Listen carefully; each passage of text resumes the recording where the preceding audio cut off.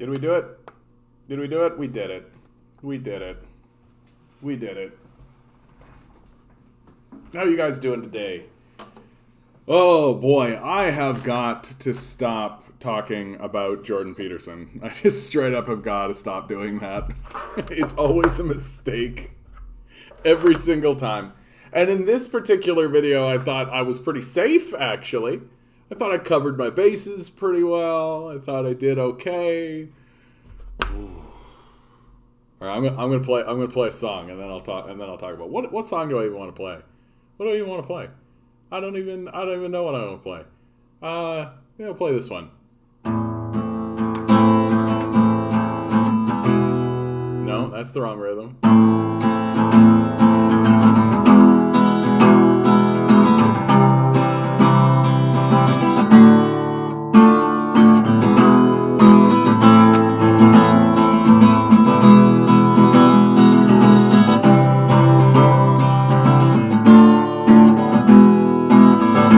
Baby, baby, how was I supposed to know? Something wasn't right here, oh pretty baby, I shouldn't let you go. Now I'm out of sight and show me how you want it to be.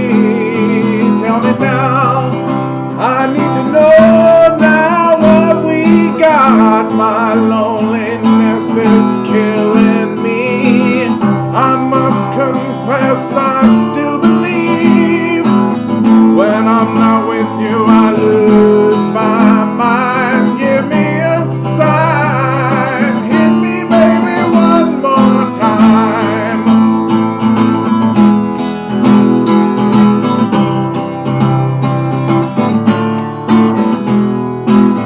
Oh baby, baby, the reason I breathe is you.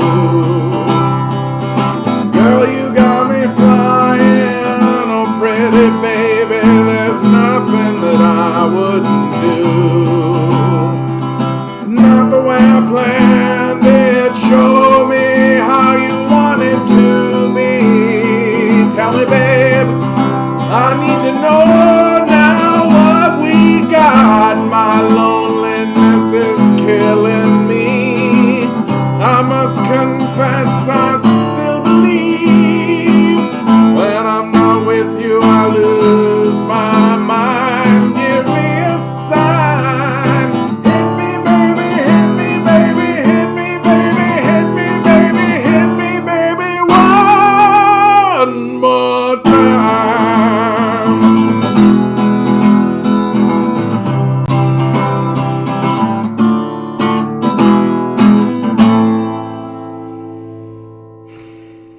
Yeah, that's a silly song. That's a silly song to play.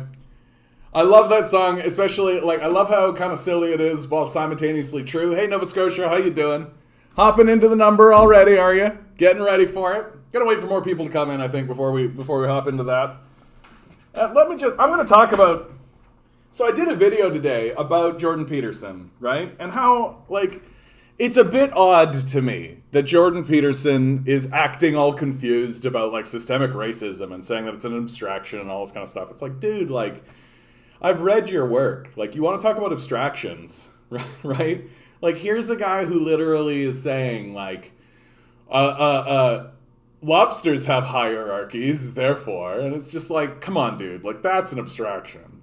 Systemic racism is not an abstraction. It's a very straightforward idea that is rooted. It's a material, it's rooted in facts and evidence and all of that kind of stuff. And so I make this video, and I'm trying to be as respectful as I can be, because I know the Peterson people are going to see it. And boy, howdy, do I not want to talk to the Peterson people. I do not want to talk to the Peterson people.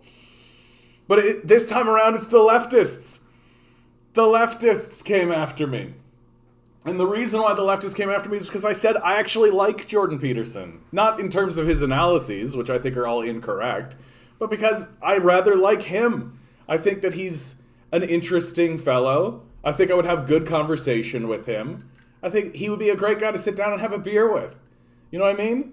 I'm not going to vote for him, but he just seems like a good old boy, like especially a good old prairie boy. And the leftists, they come after me, and I'm just like, ugh, why is this? Why is this? Every single time I talk about Jordan Peterson, I just gotta like slog through. Like, there's always something. There's always something with Peterson, you know?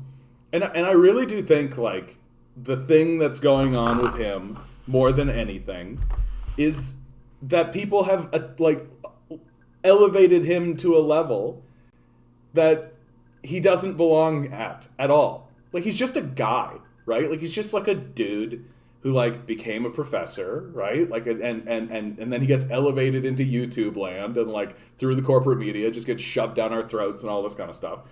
But, like, if you're, like, pro-Peterson, I feel like when I critique Peterson and you're pro-Peterson, it's like I've critiqued your dad, and they've got, like, all puffed up, and they're like, you can't go after Daddy Jordan, and, like, they get all, like, about it, and they don't want to admit that, like, look, he's just a person, right? Like, he's not. And then the leftists, like, treat him as if he's, like, this icon and this, like, this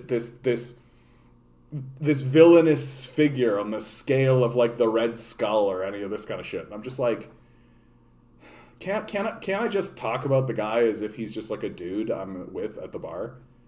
Really? Like, really? Anyway, so this is my day. This is what I've been thinking about. I wrote the first bit of a new script today. I'm very happy with that. It's a story that's been banging around in my head for a long, long time that I've taken a run up against several times. But now I feel like I actually have a structural way to get through the story. So I'm quite proud that I got through phase one of 7. And we'll get through the next phases, which is going to be excellent. So that's my day. That's what's happened. Major, good to see it. There is a COVID-19 strain called New. Is it like new metal? I don't know, dude. I don't know anything about this. I try so hard to not pay attention to COVID. It's just like a nightmare. It's just like a nightmare hanging around. What's okay, yeah. I don't know anything. I know as much as you do when it comes to this. No, not COVID numbers. COVID new. Is there maybe? No, I'm not seeing anything pop out on this. Oh, here you go. The new COVID virus. Let's see. Go away. The new COVID variant. Why are scientists concerned? The South African authorities. Maybe this is the same one you're talking about, no? I don't know if I've seen you around here, no. Good to see you. Hope you're here to participate. South African authorities raised the alarm at 2 p.m. on Tuesday of this week when they found samples with a significant number of worrying mutations. I love you too, Alex. Good to see you, bud. I'm an owl, not a turkey. Put that fork away. Yeah. This one of these. It's behind a paywall. And of course, COVID numbers are going up here in Ontario. Yeah, here it is. So, yet another thing, a new variant. How exciting. How exciting. Yeah, we knew it was coming. Like, we know it was coming, and it's coming out of exactly the place we thought it was coming. South Africa, right? It makes total sense it would come out of a place like South Africa, where there's, like, a high level of poverty, along with a high level of, like, wealthy people, right? Because of the apartheid situation. Like... So you have a bunch of poor, unvaccinated people kind of commingling with wealthy people, and the story is like, oh look, COVID actually created a variant that we all knew was coming. Like, this is what happens when you don't vaccinate most of the world, right? Like when the only vaccination you're willing to do is for the people who can afford to pay for it. Set by the prices by the pharmaceutical industry. Like, we knew that this was going to happen. And so it sucks that it's here. It sucks that this is the way it's going, right? This is why capitalism fails ultimately, right? Like, it refuses to respond rationally to crises, instead choosing to exploit the poor and rich alike, right? Instead of us creating a system that's like, let's distribute this medicine across the globe and make sure everybody has access to it so we can try and kill this thing so it can't mutate and all of that kind of stuff, right? Get ahead of it. No, fuck that shit.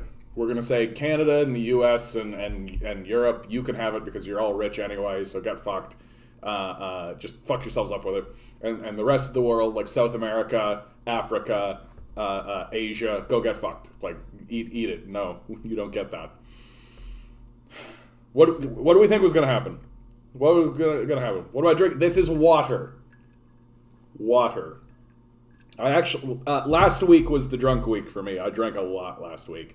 Too much last week. So I'm trying to not drink so much this week. And boy, I could have used it today. So so there's another variant. So there's the new variant, and then there's a COVID variant, Botswana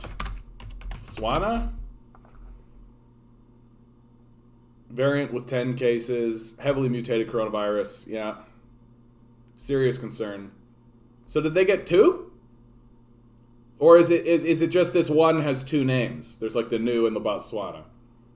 Given the large number of mutations it has accumulated apparently in a single burst, it is likely evolved during a chronic infection of an immunocompromised person, possibly untreated HIV/AIDS. So coronavirus and AIDS go and create like a super virus that can spread throughout the air. Yeah, here we go.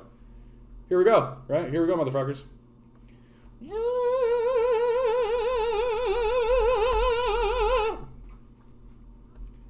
What are you gonna do? I mean, I am actually extremely tired of saying I told you so. You know? Like, I'm like extremely tired of saying it. Yeah, I really wish I could get back into a place where, like, when I was younger, I would say things and it became kind of like an in-joke among my friends. That I used to be, like, the nickname I had was Jono, and everyone would go, "Oh, Jono," right? And it was like that. It was always just like a head tilting, like, "Oh, Jono," like that kind of thing. Which I came to be like, you know, they were finished with listening to me. They didn't want to hear my stuff anymore. They didn't want to argue any longer, and so they just were just saying it to be like, okay, like, "Oh, Jono," okay. And very steadily as I've gotten older, and everything I was telling them was right. And I look at them and I'm like, hey, I told you fucking so. Like, I told you so. Now it's like, oh, John is what I get now. Right? That's what I get now. And I gotta tell you, I'm pretty tired of it. I'm pretty fucking tired of it. I am really, I would love to get back to just like, oh, Jono. Boy, would I ever love to get back to that. Because, like, you know, this is just going to put us through the loop again. Right? This variant's going to spread. There's going to be another vaccine that comes out. It's just going to heighten everything again. We're going to go back into like the fake lockdowns. And everybody's going to be all like, oh, fake lockdown is the same as real lockdown. And we're going to have like another anti-vax thing. It's going to pump the numbers of the PPC, right? I'm sorry to hear that, Alex. Bad day at work today. I mean, any day at work is a bad day, isn't it? Capitalism humor. And, I knew COVID would have an update patch soon, just in time for the holidays. Yeah, exactly. Exactly. All the social media that I'm on, all of it, is just littered with people who are like, oh, I gotta go talk to these people. Oh, I gotta go talk to my family. Like, I actually sincerely believe that, like, we should stop what we're doing. Right? We should just stop what we're doing, right? COVID proved that we could stop these things, right? Never forget that COVID exposed that everything is a social contract. We can stop anything anytime, right? And we literally should just send everybody home for like a month. Everybody should just go hang out with their parents for like a month. Everybody should just hang out with their family for like a month. And everybody I say this to, I know everybody's just gonna be like, nah, that's okay, brah. We're not gonna do that. But I think it would help. I think it would help a lot. Like, I think everybody right now is in like a real freak out point, and there's like a lot of polarization going on. And like, we only get to spend like a day or two with our families because of the capitalist system, right? And there's like this, and it's obligatory, you know? You got to come home for Thanksgiving, you got to go home for Christmas, that kind of thing. And like, and so even going and visiting the family has this heightened quality, this like kind of quality about it that I think that we could kill. I think we should kill that. I think we should have everybody hang out with their families and just have them hang out with their families for like a long time and like get a lot of this stuff that's going on, like a lot of the polarized stuff, like air it out. Air it out. Yeah, we can't let people off the treadmill. Let's start getting ideas. Yeah, exactly. They'll start getting ideas like, maybe I should care about my children instead of money, right? Maybe this manic hysteria that we're all inflicted with is dumb. Maybe capitalism is a fucking hysteria.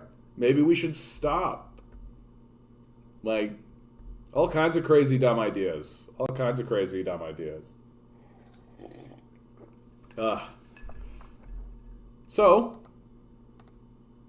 let's pick the number. Nova Scotia, you came in hot with a 4. So we already got a 4 on the table. Kevin. Yeah, I knew. That's exactly the right spot. I don't think you would try it with my family. Yeah. Oh, dude, yeah. Everybody says that about their own family. All right, here we go. Here we go for today's number. Guys. 1 through 10. It's November 25, 2021. You gotta go. We got a 6 from SEL. Good to see you, bud. Each ball has a number. Oh, nice 10. Numbers 1 through 10. I like it. Here we go. Swirl the numbers. Swirl the numbers. You got a 2? Come on, we got more people in the chat here than this. Some people are just like, I'm not going to pick a number. Yeah, respectful. Oh, 6. Today's number is... I also picked a 6. I don't know why I did that.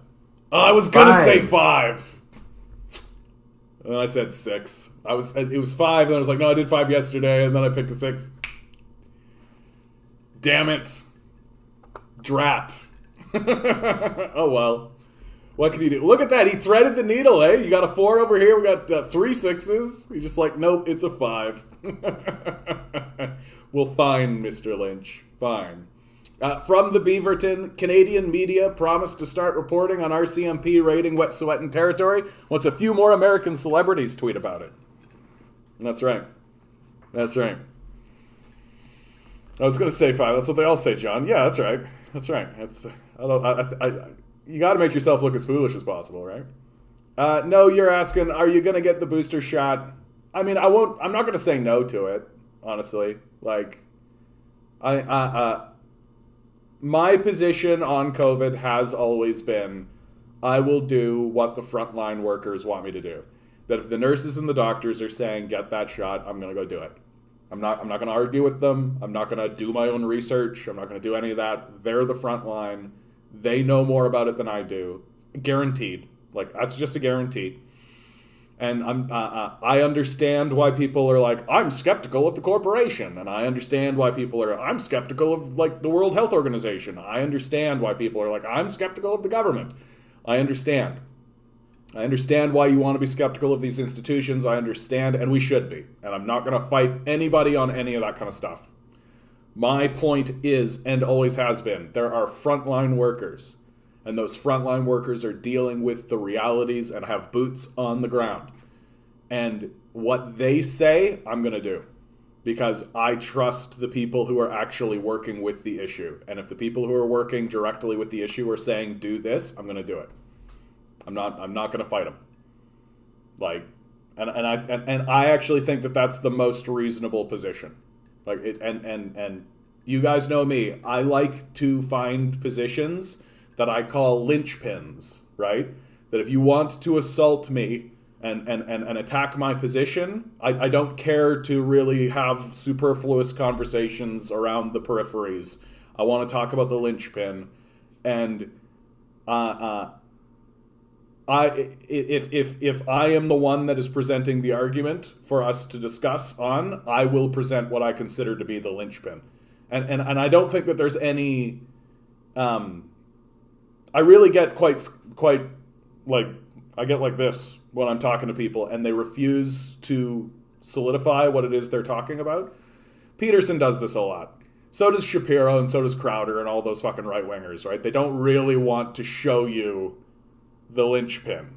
And it's like, no, like that's how you know that they're not really astute commentators, because they treat the like unnodding of their position as part of the game, and it's like it's just such a fucking waste of time. Like, show me the linchpin and let's talk about it. And that, to me, when it comes to COVID, is my linchpin. Like, the nurses and doctors say this. Tell me why that's wrong. Why should I not do that? And I just don't think you can. So if they say get the booster shot, I'm going to go get the booster shot. And I think that's the most reasonable position to take. Really. And if they stand up and say, you don't really need to do the booster shot or like any of that kind of stuff, then I probably won't, honestly. And not because I'm like, I won't take the booster shot, but because, I just don't want, it's a pain in the ass. I got to go down the street. Fuck it. Like, it's a real Jerry Seinfeld kind of thing. Like, I don't want to. Hi, Ruth. Hi, everyone. Just got back from Montreal. Wow, what took you to Montreal, Ruth? Hope it was something lovely. I hope you had a lovely time in Montreal. Montreal is it's a terrible city to drive into, but it's a great city to be in.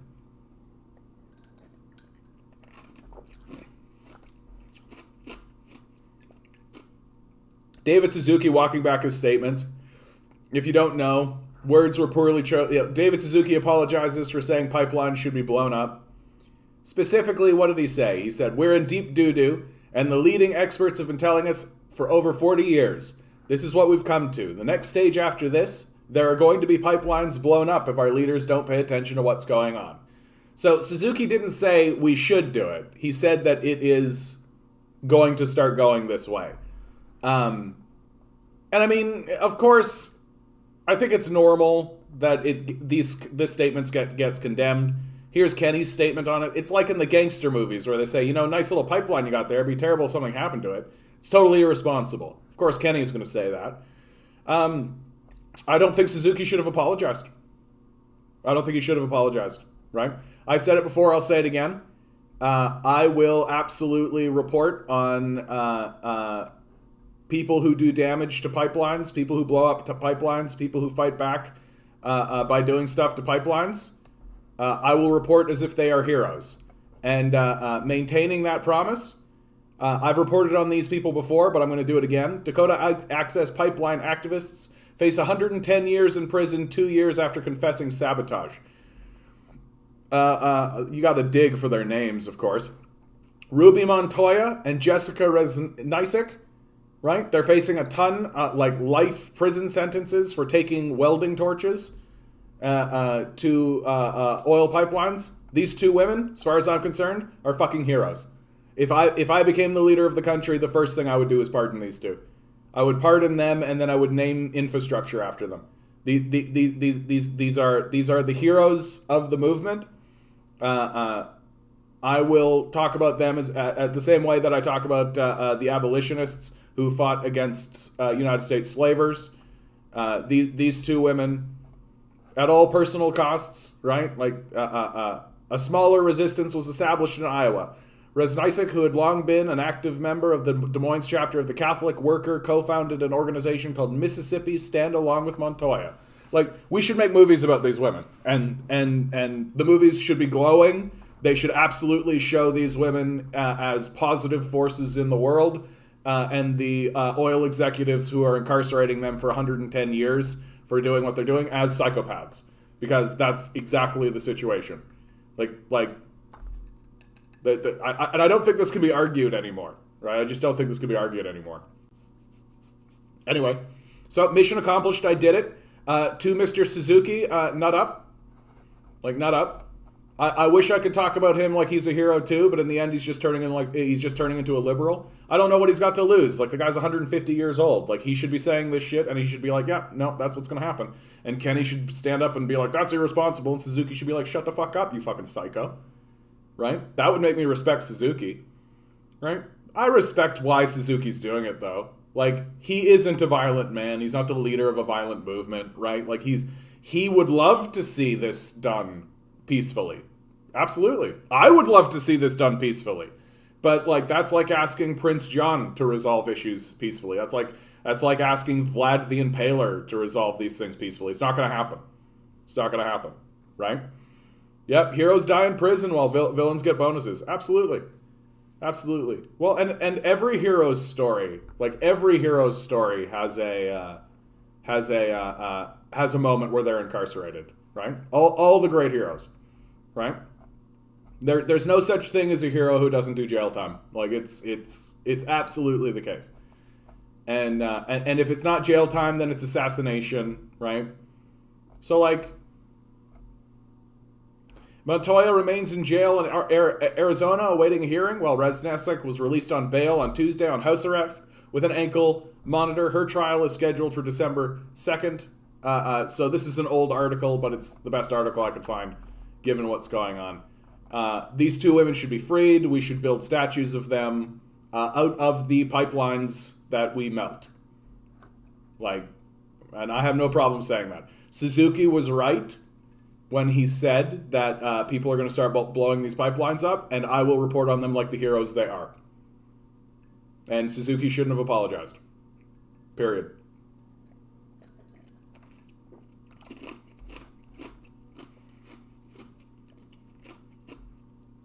It truly is disgusting how the RCMP continues to murder First Nations and absolutely no accountability. The media has a lot of blood on their hands. Yeah.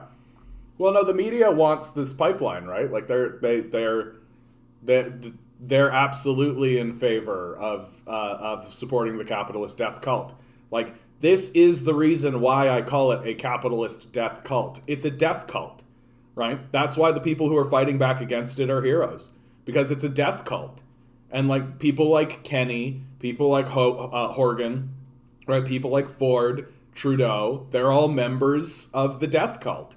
And I don't see why we should report on it any other way. And the media can't report, like, they literally can't report on the event. Like, that's how egregious it is. That they can't even tell the populace that it's even happening, right? And, like, that's true of all sorts of things. I had a conversation with someone just the other day who saw one of my videos. It was like, you've lost your mind, you're crazy. And I'm like, what the fuck do you think is happening here, man? Like, the town of Lytton burnt down, and they were like, what are you even talking about? And I show them the article, and they're like, oh my God. Like, yeah, bud, oh my God. Like, oh my fucking God, right? And like, the media's not reporting on it. They're not talking about this shit. Although I have been seeing over the last couple of days a definite uptick in like concern about climate change. That climate change has become like, more and more people are willing to throw their chips in and be like, hey, we should do something about climate change. Hey, whoa, climate change. Like, what? Come on. Like, I'm seeing a lot of liberals doing this. Seeing a lot of liberals being like, seeing a lot of that amongst the liberals. Because, like, they're not doing anything. They're not doing anything. And, like, it's only a matter of time until people start to realize, like, hey, these fucking liberals aren't doing fucking anything. These liberals aren't doing a fucking thing. So even from a, like, I want to maintain power perspective, liberals are starting to get a little, like, about it. Food. Yes. Good reason to head into Montreal. Food. Yeah. I learned how to drive there in Europe, so these roads are easy. Oh, yeah. For sure they would be. For sure they would be. For those of you who don't know, though, Montreal has been, their road system on the peripheries have been under construction for, like, 50 years. And it's just like, it's a disaster zone. It always looks like you feel like you're driving through like a bombed out, like a third world country as you're driving through this. And then you get into the city and it's a beautiful city. But like the drive in is just like, oof. On Kimberly Smith's first day on the job at Little Caesars, she had an AK-47 pointed at her while an irate customer lost his cool while he was told it would take 10 minutes for his pizza to be ready. Yeah, can't imagine why there's a great resignation, eh? Oh, what do you mean? What do you mean you don't want to flip burgers in the middle of the apocalypse? What do you mean? There's a civil war going on, but you're going to come to work, right? Like, it's fucking, this is fucking annoying. Like, it's getting fucking annoying. Like, we should shut this bitch down. Like, we should shut the show down, right? Stop with the like it's like there's just a pig in a tuxedo and like a fucking cap with a monocle on, like a top hat, turning a crank, making us all run in it. And it's just like, how about, crazy thought, we tell that pig to stop that shit. And he's going to be all like, but then you won't make money for me. And we'll be all like, yeah, that's the whole point. Like, that's the whole idea. Like, see ya, Alex. We went from BC to New Brunswick flooding. Yeah. There's flooding now in New Brunswick. Do I have that up and running? No, I had a picture of that. Flooding in New Brunswick, though. And same exact situation. That it's knocked out major infrastructure. It's knocked out roads, right? Another, like, 1 in 500 year flood. And it's like, it's weird how, like, in the last 3 years, we've had, like, 1 in 100 year, like, 1 in 500 year experiences. Really fucking weird. Hey, Dave, how you doing? Hey, John, did you see the latest video from Tony Seba and Rethink? I have not. Hopefully. Probably won't show the whole thing right now, but I'll take a look at it for sure, because I really like Tony Seba. I really like him. And I'll look at this later, okay, bud? And get back to you. Yeah, Newfoundland funny. Of course there's flooding. There's flooding all over the fucking place. And it's flooding again in BC as well. We've got 3 storms heading in. Yeah, like it's the fucking apocalypse. Like we're like next year there's going to be big wildfires again, followed by more flooding, right? Like we're going to have like, and then suddenly we'll all normalize it. Like, well, we're back in wildfire season again. And it's like, what the fuck is wrong with us? We're so easy to rethinking humanity. I'll definitely take a look at it, bud. It's only about a half hour long, eh? Humanity is on the brink of existential transformation, but we're blind to the deeper processes of change. Oh, yeah. These guys are starting to get real, like, flowery in the way they're talking. Real, like, flooby and flowy, right? Well, this is the dawning of the age of Aquarius, so... It is the dawning of the age of Aquarius. Age of Aquarius.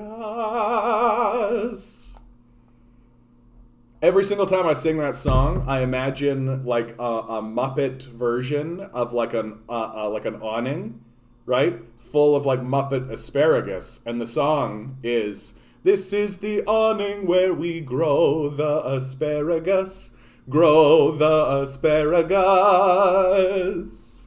asparagus." I think it would make for a real good Muppets skit. I'm just saying. I have good ideas. People should hire me.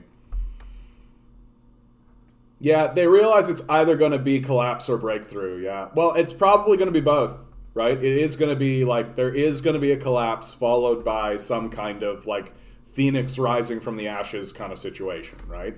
Like it's gonna be a little column A and a little column B. Like it's not going to be like, oh, and we smoothly transition. Like that's not how it's going to look. It's going to be different than that. Apocalypse season. Yeah, exactly. Ugh. Man, I thought it was only on like Buffy the Vampire Slayer and episodes of like Supernatural that like every season was like an apocalypse, you know? So as we see reported by the Tyee, punishment for pipeline protesters, but not for pipeline firms' violations, right?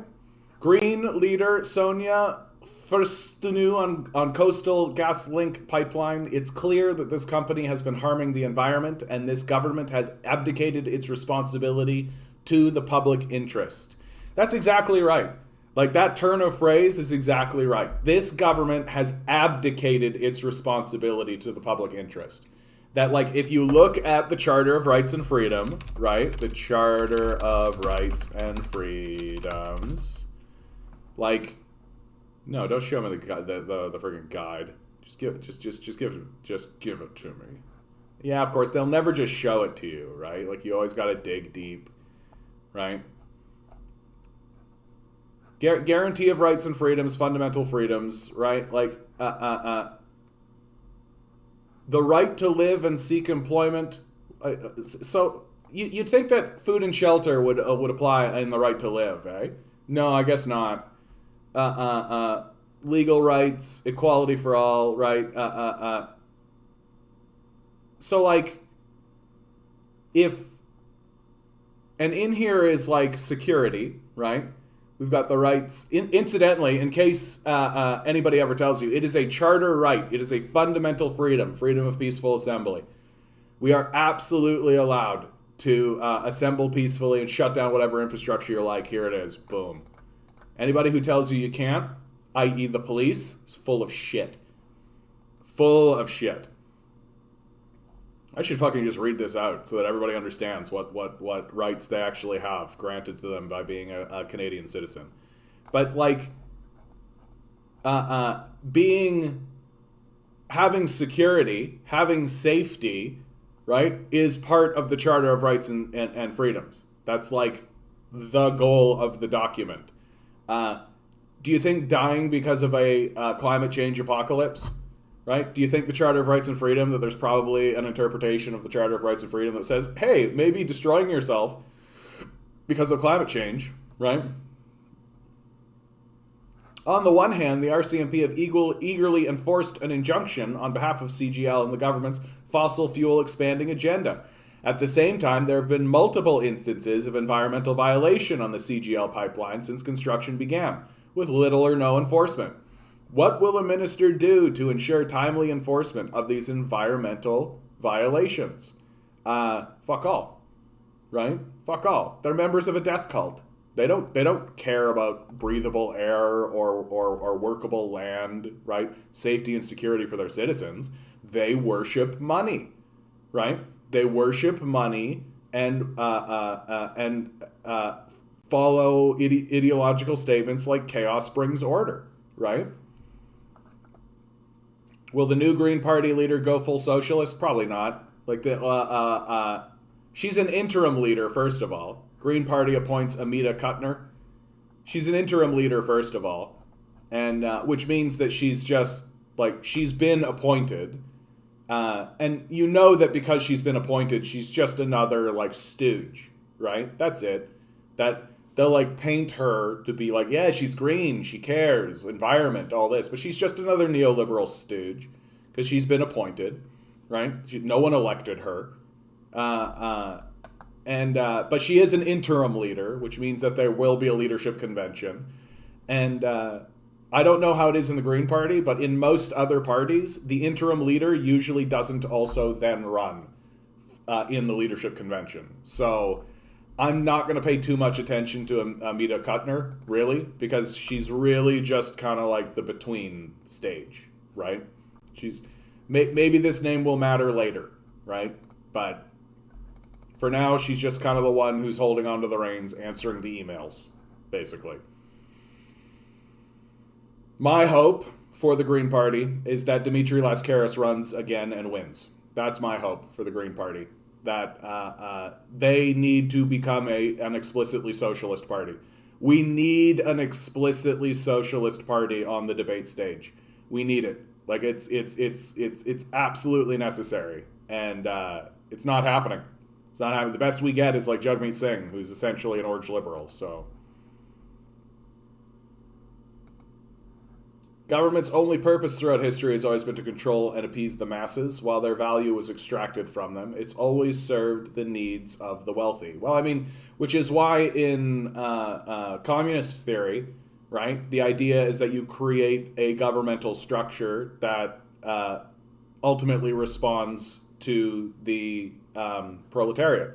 That's where the dictatorship of the proletariat comes from, where like it's the workers who ultimately have the final say. And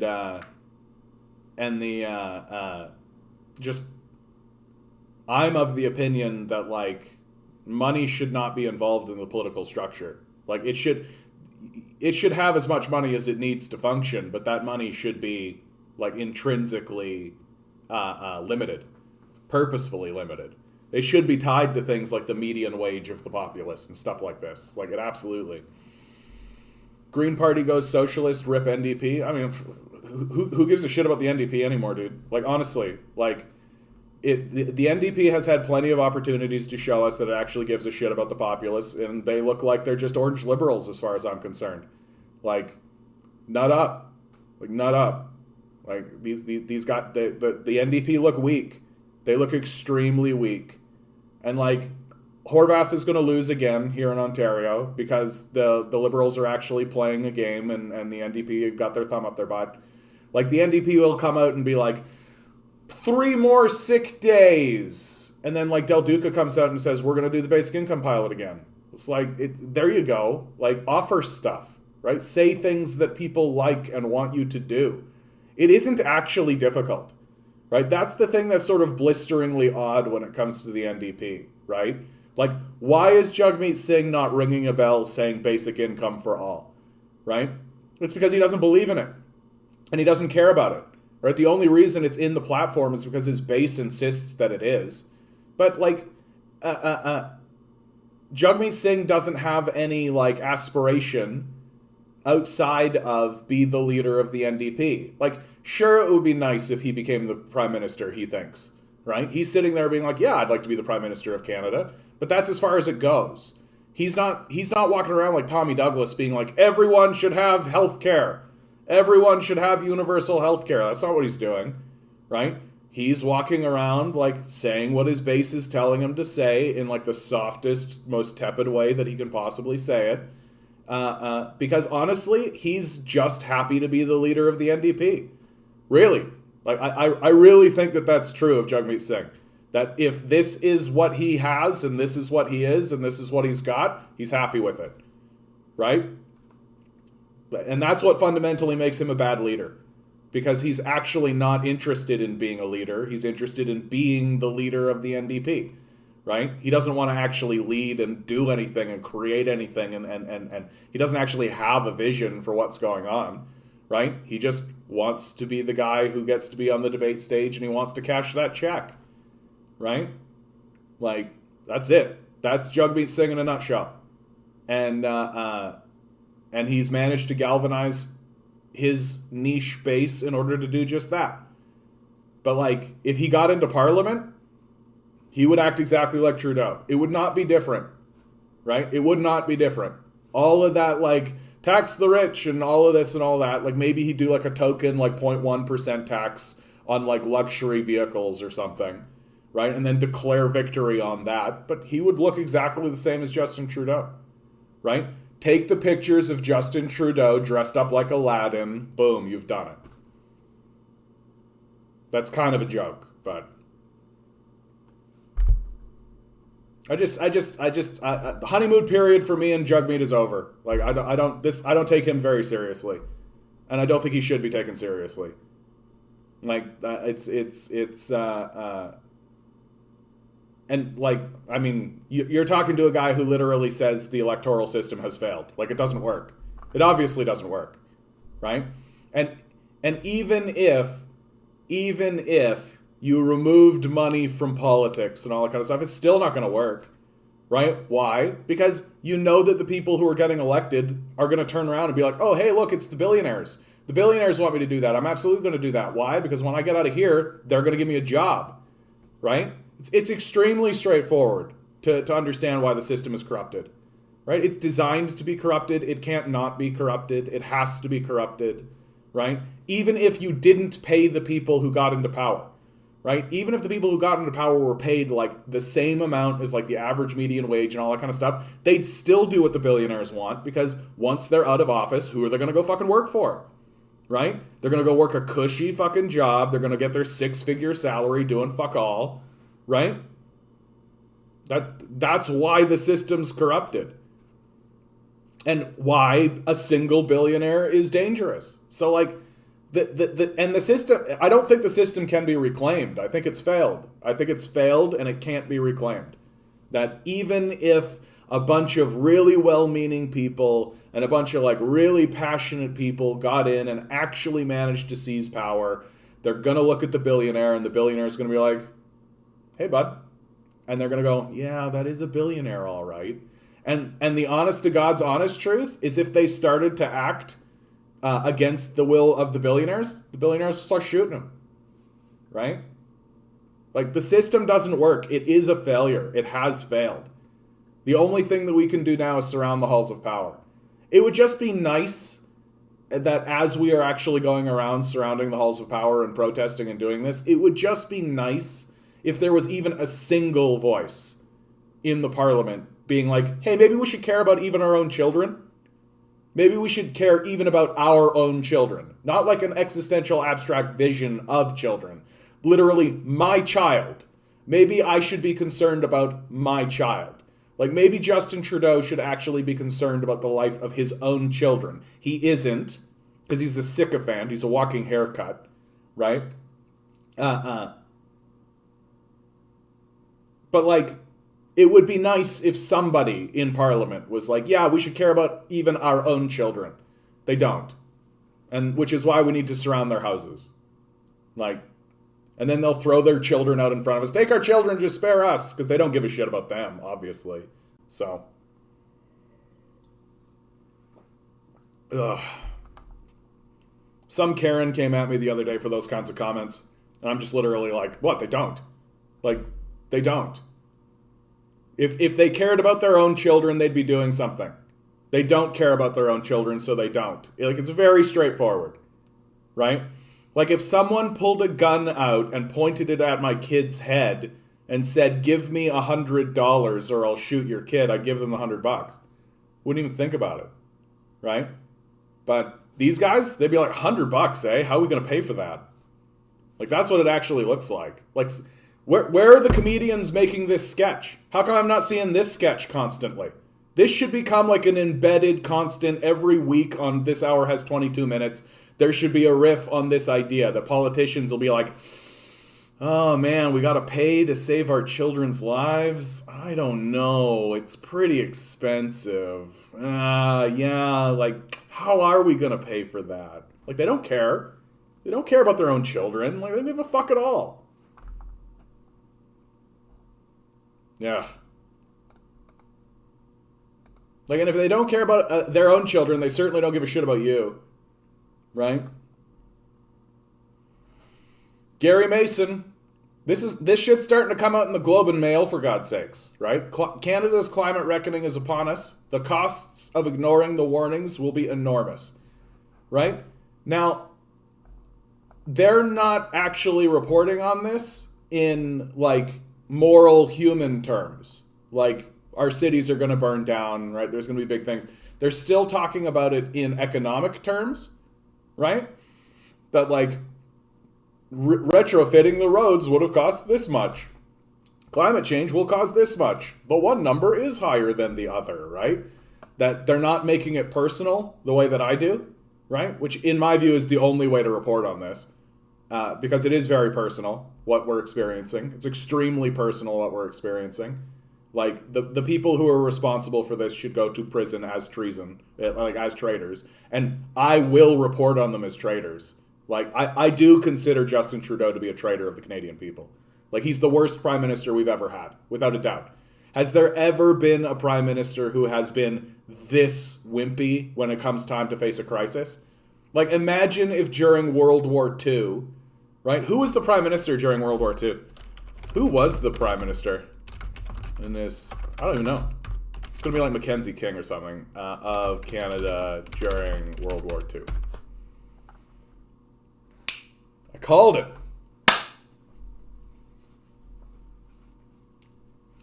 Just imagine if William Lyon Mackenzie King, right? Like, just imagine if he had been like, oh, I don't know, Hitler. I don't know, you guys. Maybe Hitler says some interesting things, though, right? Like, no. They sent men overseas. They fought a war effort. They did their duty to the allegiances that they had, right? And you can comment on World War II all you want and say that it's, it's much more complex, because it is. But, like, when we face crises, we expect our leadership to actually face the crisis and do something about it. Fucking Trudeau's not. And he never will. Right? This guy should go down as the biggest coward in Canadian history. He's an enormous coward. Right?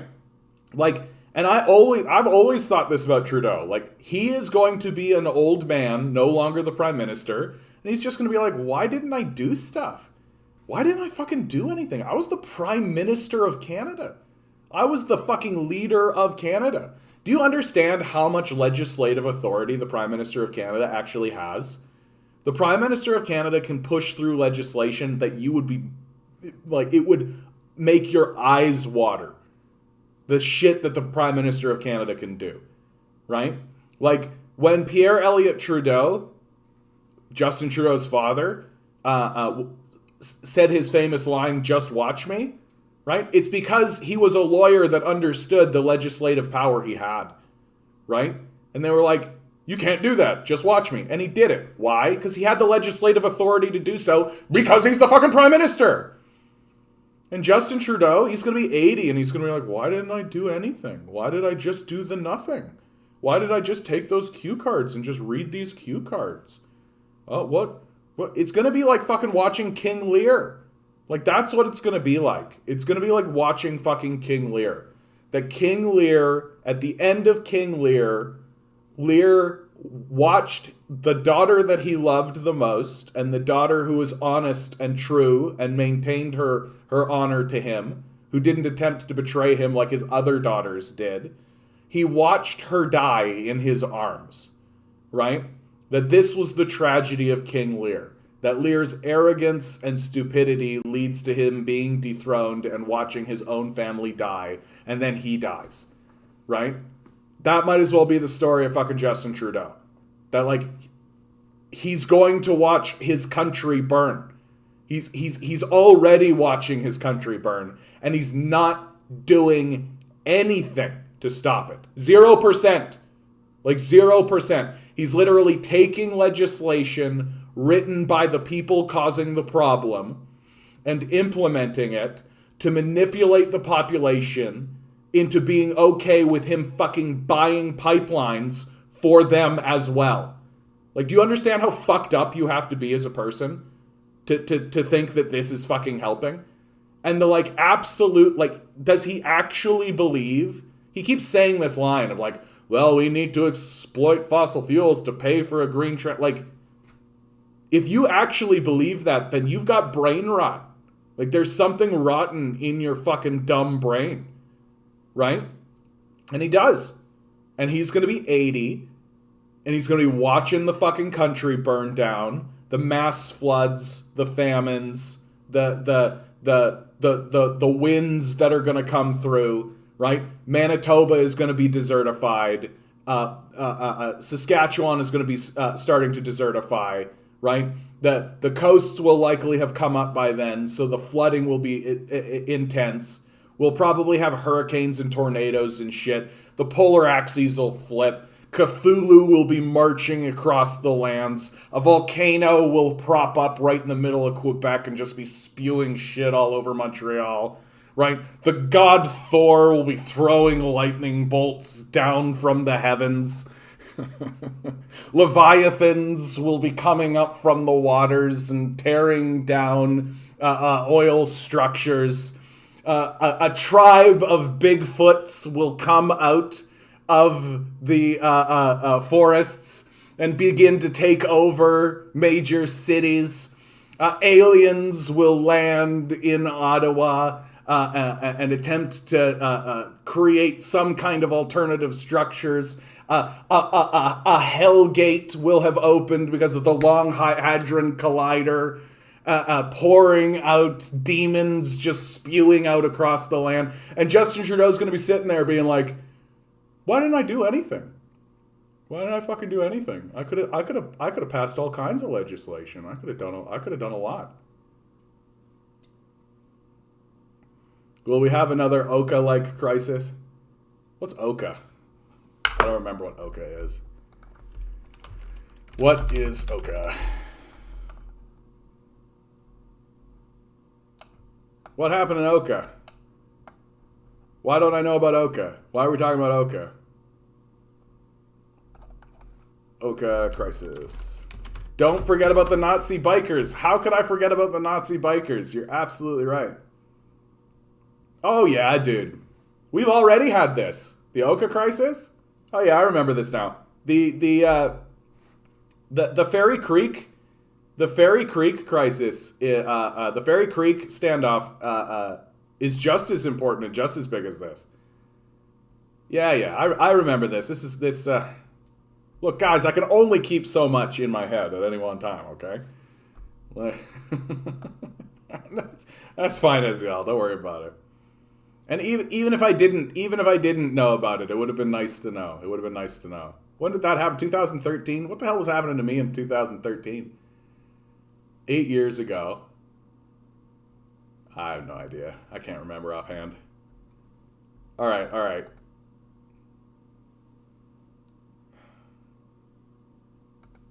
I am looking forward to the aliens, though. I gotta tell you. If the aliens land, I'm just going like, oh, fuck, thank God. Finally some fucking adults in the room.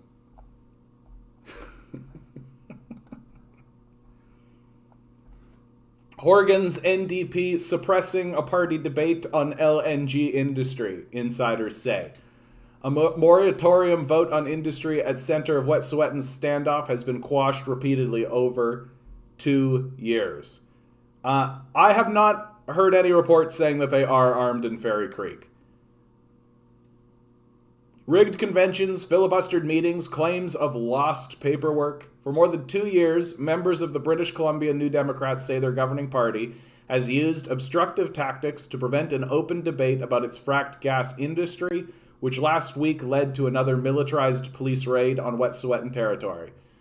According to interviews with more than half dozen NDP insiders, a potential vote among members would threaten to put a wrinkle in the government's ongoing support for the liquefied natural gas sector.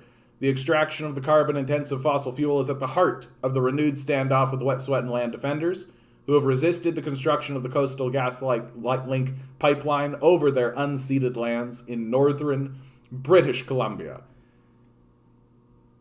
I just don't, like, why don't they go around it? You know, like they got to be able to build a pipeline around it, right? Like what? You know what? Actually, no, I know the answer to this. I actually do. The reason why they can't build a pipeline around Wet'suwet'en land is because the people, the Canadians who live in that land aren't allowing it. For exactly the same reason why the Wet'suwet'en aren't allowing it. So this really is like the last ditch effort of these oil industries to get this shit through. They're literally saying, oh, if the citizens won't elect people to allow us to do this, then we'll just invade foreign territory and force it through. Like, they're psychotic. Like, this is psychosis, right? Like, literally the people of Canada, the people of British Columbia, said no. No pipeline. They literally said it. They elected a government in order to ensure that it wouldn't happen. And they've made it very clear that we're not going to elect a government that does this. That if you do this, we're not going to elect you. And I hope these NDP get shit canned, man. I hope Horrigan gets fucking shit canned. Like, this is brutal. Like, this is beyond anything else I've seen in Canada. Like, and like, the stakes cannot be higher. Like, I just don't know what needs to be said about it any longer. If the planned expansion goes ahead, it will become the single largest source of emissions in the province. Like, hyper-competitive environments reliably create psychosis. Yeah, I think you're probably right about that, dude. And they're just quashing it, right? Quashing an inconvenient conversation. Like, just don't even talk about it. Like, literally just don't talk about it. I feel like the party doesn't want to know what their members think about LNG because it would open up a very inconvenient conversation. Suzanne Senger, who has sat on the party's environment committee, told The Breach. Party brass doesn't want to hear it. The government doesn't want to hear it. A poll earlier this year found that 61% of British Columbians would prefer the government focus on investing in renewable energy, while less than a quarter said that they would prefer a focus on LNG. Like, less than a quarter, less than 25%. First of all, it's pretty disheartening to know that 25% of the populace is interested in destroying itself. That incidentally, this is how I'm reporting on this now. Like, if you're supporting this shit, you're suicidal. Like, you're crazed, you're manic, you're murderous, you're suicidal. Like, very, very clear. Like, you've entered a state of hysteria where you're literally saying, I want to die and take everything out with me. That is the statement you are making. And in my view, it is black and white. Like 25% are thinking jobs. There's no jobs with no breathable air, right? Like if like it really is it a person sitting there just being like jobs. It's got to be like it's got to be the same kind of brain rot as like reefer madness, right? Like it's just a reefer madness, just jobs. Weed is bad for you. Smoke cigarettes. Like it's crazy. So now California is burning again. Yeah. Santa Ana winds are shutting down rolling power outage. Yeah. Nah, man, the States is going to eat it way worse than we are. Like, at least here in Canada, we have, like, an expectation that the government is actually going to do stuff. That the kind of crazed free market capitalism, while it has done damage here in Canada, it hasn't been as overwhelming, right? Like, we still have, like, legal systems and legal proceedings and, like, legal structures that actually work for the interests of the populace. Those still do exist. Like in the United States, it's completely not. Hey, Aga, I feel like I haven't seen you in a long time, bud. How you doing? Ugh. At a meeting in December 2020, members say NDP President Craig Keating claimed that the resolution had been lost, which prevented it from being discussed. Like, this is the shitty things that they're doing. They're literally just like, oh, we've misplaced the paperwork. Oh, yeah, all that kind of stuff. Like, it's total fucking bullshit. It's total fucking bullshit what we're saying. Like, everything is just so fucking ridiculous. They're going to spend billions restoring and upgrading the highways and water controls in BC. Hardening for the future is now. And here's the thing about that, Dave. Like, they're going to create this mantra, build back better, right? That's what they're going to say. Like, it's completely disrespectful. It's disrespectful of the power of the planet, okay? I don't care how better you build. I don't care how strong you build this shit. I don't care. The earth can eat it, and will, right? Like, keep fucking with the earth. Keep fucking around. Find out, right? Build your big thing.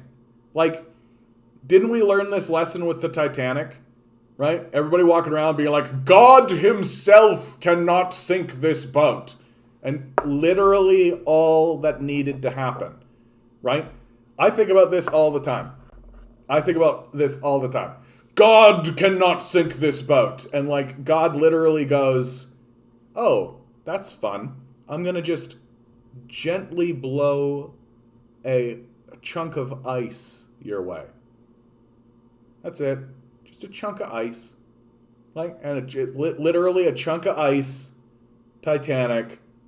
Boop.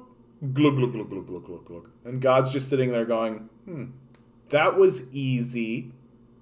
That didn't even require like a big disaster or something special or supernatural or out of the ordinary for me to do. How simple and easy was that? Right? I remember growing up and people would say that. Like, I was in church crowds, of course, but like, people were like that. People were like, yeah, you gotta humble yourself, dude. You can't be walking around saying stuff like, like, God himself cannot sink this boat. You're just incurring his wrath is what you're doing. And like, they're doing the same thing with this shit. It's like, we're going to build a road that's so powerful that the universe itself cannot smite it. And like, the universe is going to be like, yeah, we definitely are going to be able to smite that thing. Like, definitely. Like, how many times do we need to go through this? Like, how many times do we need to be like, and we are the invincible people of Invincible Town? Only to have the universe be like, here's the flu +1. I'm just going to give you guys the sniffles. Right? Economic devastation. Total collapse. Everything in chaos and despair. Yeah, I just gave him the sniffles. Like, we are fragile. It is easy to defeat us. we are not going to win this one.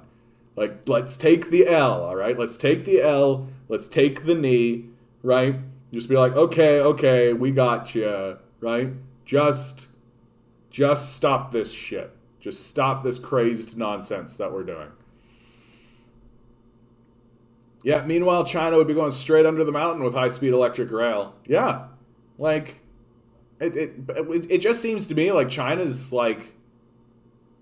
China's actually building stuff and doing stuff to help their own people, right? We'll see how it goes. Those guys are going to be facing some real climate change shit, though, dude. Like, China, when the sea levels go up, and they're not going to have to go up very far, the flooding in China is going to be real. Like, it's actually going to be way worse for them than it is for us, given the configuration of the land. Like, and I think they're getting ready for it. Like, they've built all those cities and they've done all that kind of stuff, right? I think that they've looked at it and they've been like, okay, well, here's a strategy. We'll just have a whole bunch of empty cities. And so they'll probably be ready for it. But, like, yeah, why do you think they have all those vacant cities inland? Yeah, right? And it's, like, because for real, like, all of their low land is fucked. Like, major cities are fucked in China. Yeah, doesn't build in floodplains anymore. They've gone uphill with new cities. Yeah. And we're all going to think they're super fucking geniuses when that shit starts to happen. Well, because, you know, look, we decided to make a plan, right? Like, that's what's so funny about the China versus America conversation. It's literally just like, we think that chaos should reign, and through that chaos, organization will prevail. Whereas China's just like, maybe we should make a plan. Maybe we should look at things and plan. And through that plan, things will be organized. They're already moving production off the deltas. Oh yeah, they're going to be ready for it then, man. They're going to be ready for it. Like, will they actually start to move the populace before, right? Like, that's the big thing. Will they actually start like an initiative to actually say to people who are in these lowlands, like, hey, you're in a danger zone. We're actually going to move you now before it happens, right? China operates a 100-year plan. Absolutely, dude. Absolutely. Like, and moreover, they don't give a fuck what the Americans think. Like, that's the best part. They're literally just like, nah, about the Americans, which makes sense. I would be like that too. Like for real, man. Like the recent history of China. So China builds a nuclear bomb, right? This is like the seminal moment, okay? China builds a nuclear bomb. America literally like destroys North Korea, destroys Vietnam, Cambodia, Laos, puts Navy vessels in between China and Taiwan so China can't get at Taiwan to resolve the fucking imperial war, like the revolutionary war that they're having, right? Literally like destroys all this shit around them, puts military bases all around them. Like, and then China's just sitting there being like, yeah, go fuck yourselves. The most popular film in China right now is a film about the Chinese military defeating the American military. True fact. True fact. But, like, they watched the Americans destroy these countries. Like, yikes. Yikes. You're dealing with a psychopath nation. Like, China is very aware of what America is. Right? That's why when America says shit, China's like, go fuck yourselves. Right? Because that's the only thing that, like, that's the only thing you can say to America anymore. Right? They're so rabidly psychotic that, like, and China knows it more than anyone. Like, Vietnam was bombed to the ground. Laos still has an estimated 70,000 unexploded bombs sitting in it that just go off every so often. Right? Killing people still today. They fucking destroyed Cambodia in a secret war. In a fucking secret war, they destroyed Cambodia. And like the South Korea situation, literally occupying a section of Korea and then destroying North Korea. What's it called? The film? I don't actually know offhand. What is the name of the film in China where they defeat the Americans? A Chinese of course we call it a propaganda film, right? The battle at Lake Changji has made a whopping $892 million in the communist country since it was released there September 30th. A Chinese propaganda movie depicting the defeat of the U.S. Army has become the country's highest-grossing film of all time. The 3-hour-long war epic. Like, even if it is a propaganda film, like go get it. First of all, it's telling, right? It's telling that people want to see a film where the Americans are being defeated militarily. But like, yeah, so like the Americans are psychos. Like, and if anybody knows that, it's fucking China. Like imagine if you were living, like, it would be as if, like, I live in Toronto, right? Like, imagine if, like, Doug Ford just invaded Mississauga and bombed it to the ground. I'd be like, yeah, conservatives are psychos. That's what I'd be saying. Like, I don't see any difference here. China is about to render the U.S. petrodollar obsolete in the next 24 months. Russia and Saudis both are now saying peak demand has happened and the global demand is dropping in the next 8 months. Dave, you seem to know a lot about this kind of stuff, so I want some verification. I have only suspicions. They're building a city, right? The city of Nome, right? Saudi Arabia, Nome. Neom. Right? And I haven't actually seen any confirmation. Oh, come on. It was right there. Boo. Yeah, there it is. You guys can see that, I hope. I haven't gotten a confirmation on this, but it's got to be that they're building that city so that they can get the Belt and Road Initiative right underneath Israel, right? Like, they're going to build a bridge here, right? Like, that's what's happening. So that when the Americans pull out of Iraq, they can get the Belt and Road Initiative from Tehran to Baghdad, and then Baghdad to Neom, and then from Neom to Cairo, right? Like, that's what they're doing. You know anything about this? Can you see that movie here in Canada? I mean, I'm sure that you could, go to the pirate place and do the bay in the pirate with the thing.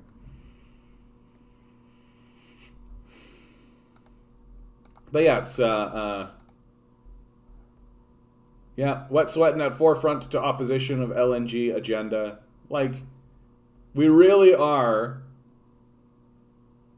Well, I don't know anything about.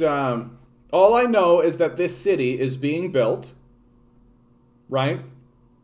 And they're gonna make it a tourist destination. I saw something to compete the first section.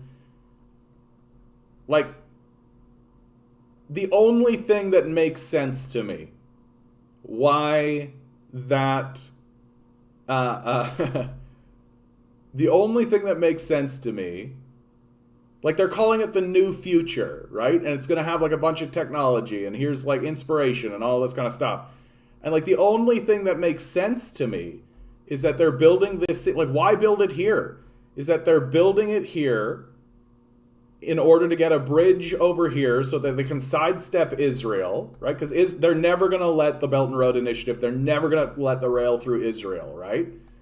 And if they can't get it through Israel, that means they can never get the rail in through this corridor right here to get into Africa, which they obviously want to do. And so it makes sense to me that Saudi Arabia, which has always been a very clever diplomatic party, they're always on the right side of power. Right? Saudi Arabia is very, very, very politically astute. The leaders of Saudi Arabia, the princes, they like magnificent. Really, like once you remove the moral consideration, like once you separate them from like the obvious barbaric like assholes they actually are, politically, they're really. It's a tunnel. It's a tunnel. Where are you getting that information? Neom. Is that on the Wikipedia page? Tunnel project. I knew asking you was right, dude. I knew that was the thing to do. Yes. Construction of tunnels. Without cars. The revolution in urban. There's a direct response. The tunnel project, yep. June, according the tendency, residential. Come on, man. Like, there's got to be a bigger story here. Like, there's got to be a bigger story here. I just feel like I have been speculating on this for a while now, that obviously China wants to get a rail built from Tehran to Baghdad, right? Like, once the Americans pull out of Iraq, which is an inevitability, they're definitely going to do that. They want a rail from here to here.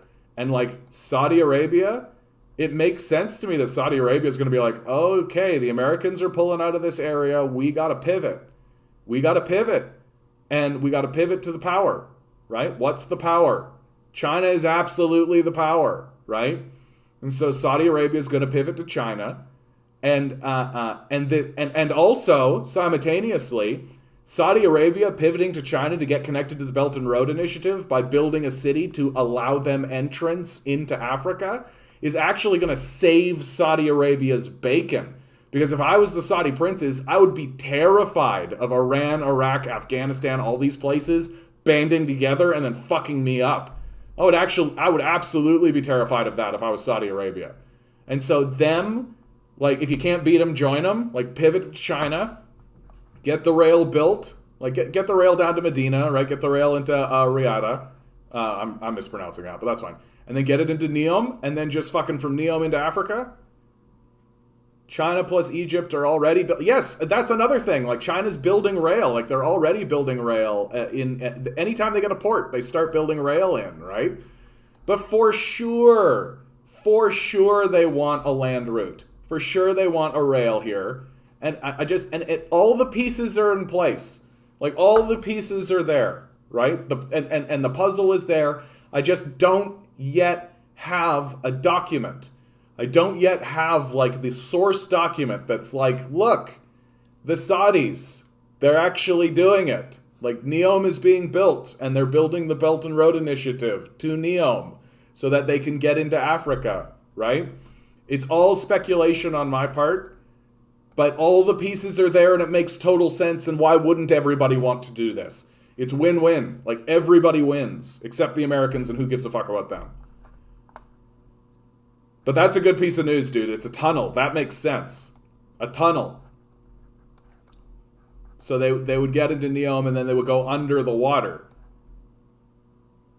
That would be really smart, too, because then it's a piece of infrastructure that would be more difficult to blow up. Yeah, China plays Go, Americans are playing checkers. Yeah, well, that's what happens when you let the chaos market decide, right? When you literally are walking around being like, yeah, we'll just let the chaos reign, and that will bring order. And it is bringing order, because the people walking around being like, hey, let's have a plan, can just kind of keep going through. You think it'll go under the Suez? Under the Suez? So it'll be a tunnel, like, all the way through? I would think that they would want to get, like, just a tunnel through here and then connect the rail to the Suez Canal. Right? And then, like, you think another tunnel under the Suez? Or do you think it's going to be like a straight up tunnel, like, all the way through? It won't be a tunnel all the way through. Like, that's... Yeah. No. They might do a tunnel under here and then a tunnel under the Suez. Get the rail into Cairo, for sure. The Egyptians are absolutely going to want that. And then from there, it's literally just, like, rail to, like, poor Libya, like Tripoli, right? Rail all the way through here. Rail everywhere. Rail everywhere. Look at the ports, yeah. Oh, yeah, and they're doing great things with the ports, man. And, like, all of the shade and all the shit that people have been throwing at China about, oh, they're being exploitive and all this kind of stuff. It's like, not really. Like, not really. Like, China's strategy is a win-win strategy, right? And, like, it really does seem like that when China comes to, like, when there's a disagreement between, like, one of the smaller nations in China in regards to the port and all of that on financial grounds, China essentially just goes, don't worry about it, right? Why? Because China's not worshiping money, right? Like, if you don't worship money and you see money as a tool, right, just a way to facilitate trade, and if there's a disagreement, or if there's a problem, and the problem is the money itself, it really does look like the Chinese are just like, oh, the problem is actually the money? Well, then forget it. Like, oh, the tool isn't quite working the way we want the tool to work to facilitate the thing that we want, so forget it. You just are fine. And there's like documented accounts of nations being like, really? And the Chinese being like, yeah. And that's it. Like, that's the whole conversation. Like, it's not like the Americans, where the Americans are like, oh, you can't pay your bills? Well, then we'll bomb you. Or we'll come in and steal this, and we'll leverage it, and put a debt on you, throw you into peonage. Ha, ha, ha, ha, ha. The Chinese are literally just like, yeah, don't worry about it. Like, we don't actually care about the money's not real anyway. Like, it's we literally invent it. Like, if the problem is the money, forget about it. Can you imagine if the Americans started talking that way? Can you imagine if all of a sudden the Americans were just like, oh, the problem is the money, forget about it then? Like, how different would the world look? How different would the world look? It would look very different. And we've done it before. Post-World War II, tons of European nations just were like, forget about the money. Forget it. Like, Germany owed the rest of Europe like enormous debts, like $60 billion and like all of this kind of stuff. And literally the EU was just like, just don't even worry about it. Like, we're good. Even Steven, forget about it. Forgive that debt. It's gone. Right? And that's a big reason why they have the EU now. Why these nations have started to work and attempted to federate and attempted to create better ways is because they all looked at one another and they said, like, yeah, fuck the money. Like, forget about the money. Like, the money is leading us into all kinds of problems, right? Money is useful as a tool for, like, exchange and all that kind of stuff, sure. But, like, if the problem becomes the money, forget about it. And, like, I feel like we should write that down somewhere, right? Like, we should legislate that. We should literally create a law that just says, if the problem is ever the money, forget about it. That should be the law. It should be it. Yeah, we're having a difficulty between the money. Forget about it. Hey, Dave, how you doing? We got two Daves. We got Dave Victoria. We got Dave Froman. Are you both from Victoria? That'd be really funny. China can afford to enact these plans because they don't change leaders every 4 years. Yeah, they're not constantly in a campaign cycle, right? And the campaign cycle that exists in China isn't like this rabid, massive conflict constantly, right? Like, America is constantly undergoing like a massive internal conflict with itself, constantly. And it's a spectacle. It's a total show. Whereas China's governing system, like, sure, they elect, like, their own representative, and sure, there's, like, an aspect to that. But then the representatives themselves are the ones that are responsible for electing leadership and things like this. Like, Xi Jinping is not elected by the people directly. He's elected by the National People's Congress, by the NPC. Yeah, debts used to be forgiven in most cultures in history every 7 years. Yeah, that's the way to do it. The democratic system kind of enables short-term solutions because the politicians' interest in being reelected and something that will take 20 years to come to fruition won't benefit them. Exactly. Exactly, man. Like, and there's no, like, structural system in place to even plan things. Well, and then on top of all of that, the prevailing ideology for the last 50 years has literally been chaos brings order. Like, it's been as straightforward as that. And it's you can't run a country that way. It's just not how it works. Yeah, massive German debt is one of the reasons World War II started. Exactly, Nova Scotia. Exactly. And they acknowledged it after the war, right? Everybody acknowledged it, and they were just like, forget it. Like, forget it, man. We're just going to constantly and perpetually be in this state of internal war. Forget about it.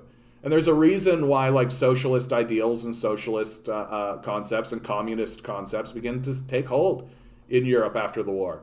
Because post-World War II, like, World War II was a capitalist war. It was a war between capitalist nations because their system of capital made it happen and destroyed the place, right? Like, I'm gonna sing a song. You know what song I want to sing? Don't ask me why. Don't ask me why. I just want to. I like to think that when I get the mood to sing one of these songs, just like off the cuff like this, it's 100% because someone who's listening needs to hear it. That's it. That's what I like to believe. Certainly it has nothing to do with my ADHD brain. Certainly it has nothing to do with that.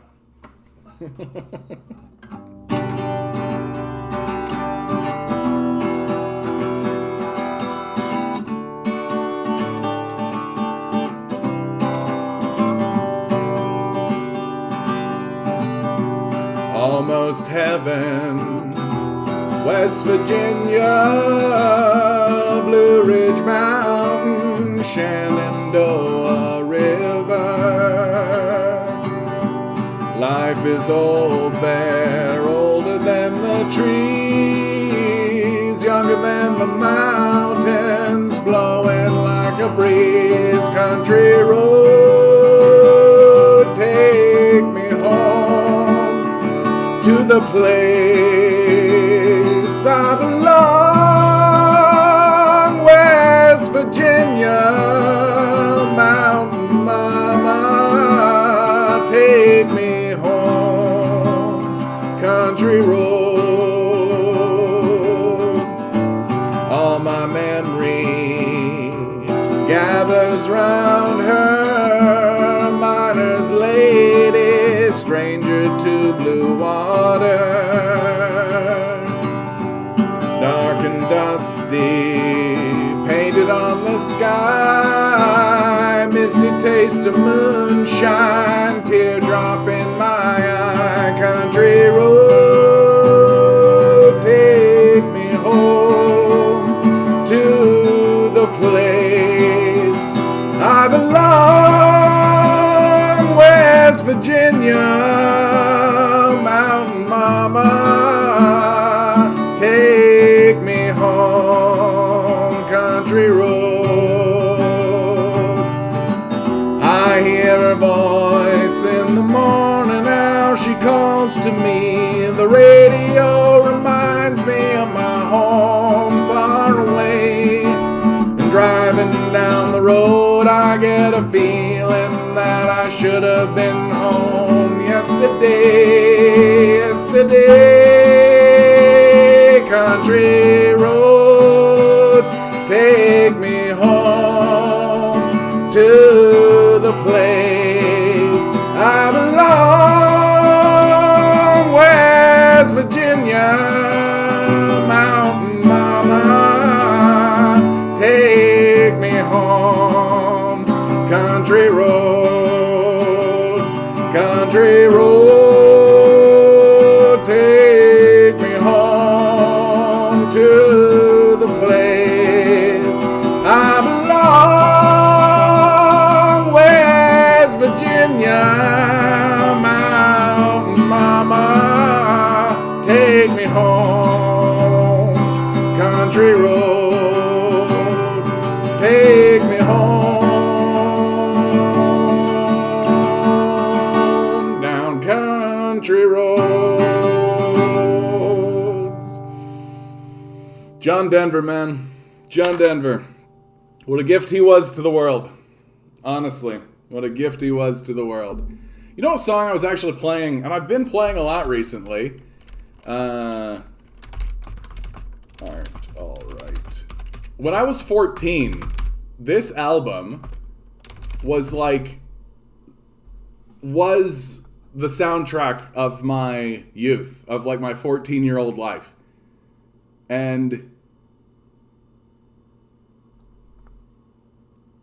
And of course, the way that Offspring sings is absolutely not the way that I sing.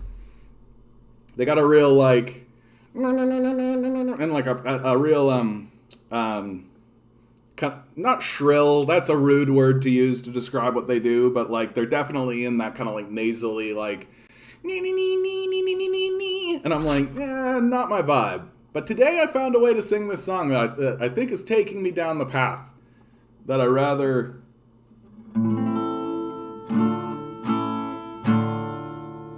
So I'm going to share it. If it sucks, it sucks. And if it's the greatest thing I've ever sung, then so be it.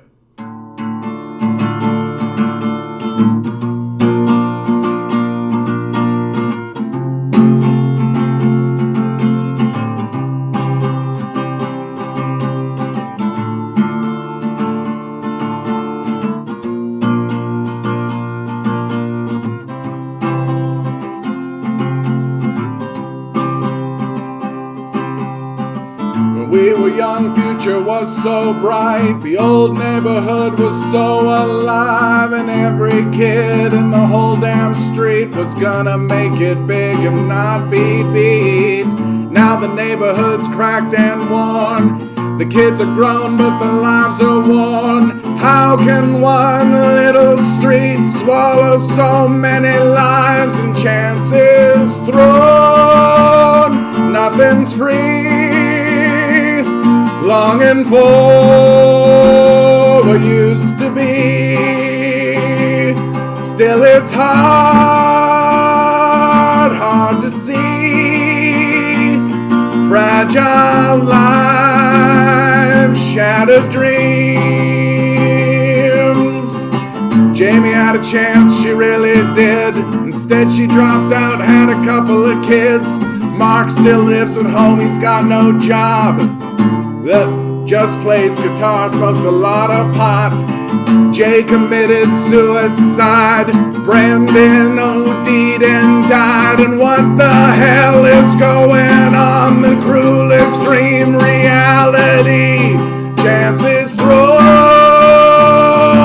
Nothing's free. Longing for what used to be. Still it's hard to see. Fragile lives, shattered dreams, and chances thrown. Nothing's free. We're longing for what used to be, and still it's hard to see.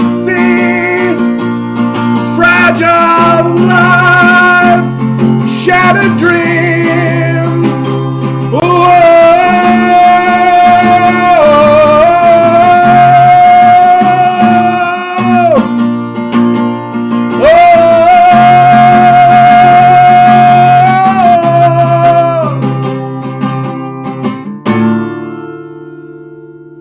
Yeah, I see where that's gone. I give that performance a solid C. A solid C.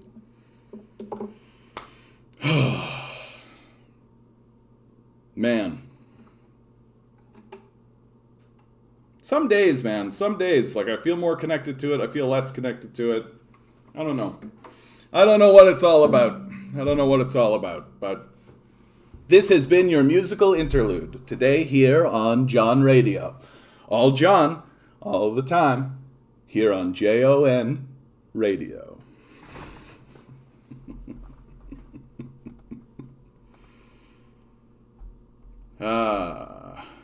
Hope you guys are all doing well out there. I hope you're having a beautiful time. Hope you're trying to find beautiful ways to live in the world.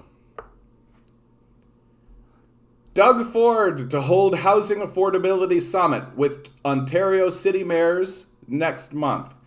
I think that this is a whole bunch of total garbage. I think it's total trash. I think it's crap. I think this is showmanship. I think this is something that he can do so that he can point at something and say, hey, look, we're doing stuff. Don't we care? Ontario Premier Doug Ford is inviting municipal leaders to a summit on housing affordability. The meeting with Ford, Municipal Affairs Minister Steve Clark, and the mayors and regional chairs of big cities is set for December 16th. Ford says his goal for the summit is to work on solutions to address the crisis of housing affordability so more families can become homeowners. Fuck the renters, right? Fuck the renters. Who gives a shit about them? Clark is also set to hold a session on housing affordability with rural municipalities in January. The latest plans from the Progressive Conservative government come after an earlier announcement of a housing affordability task force that will also look into the issue. Here's how you know that this is all a bunch of fucking bullshit.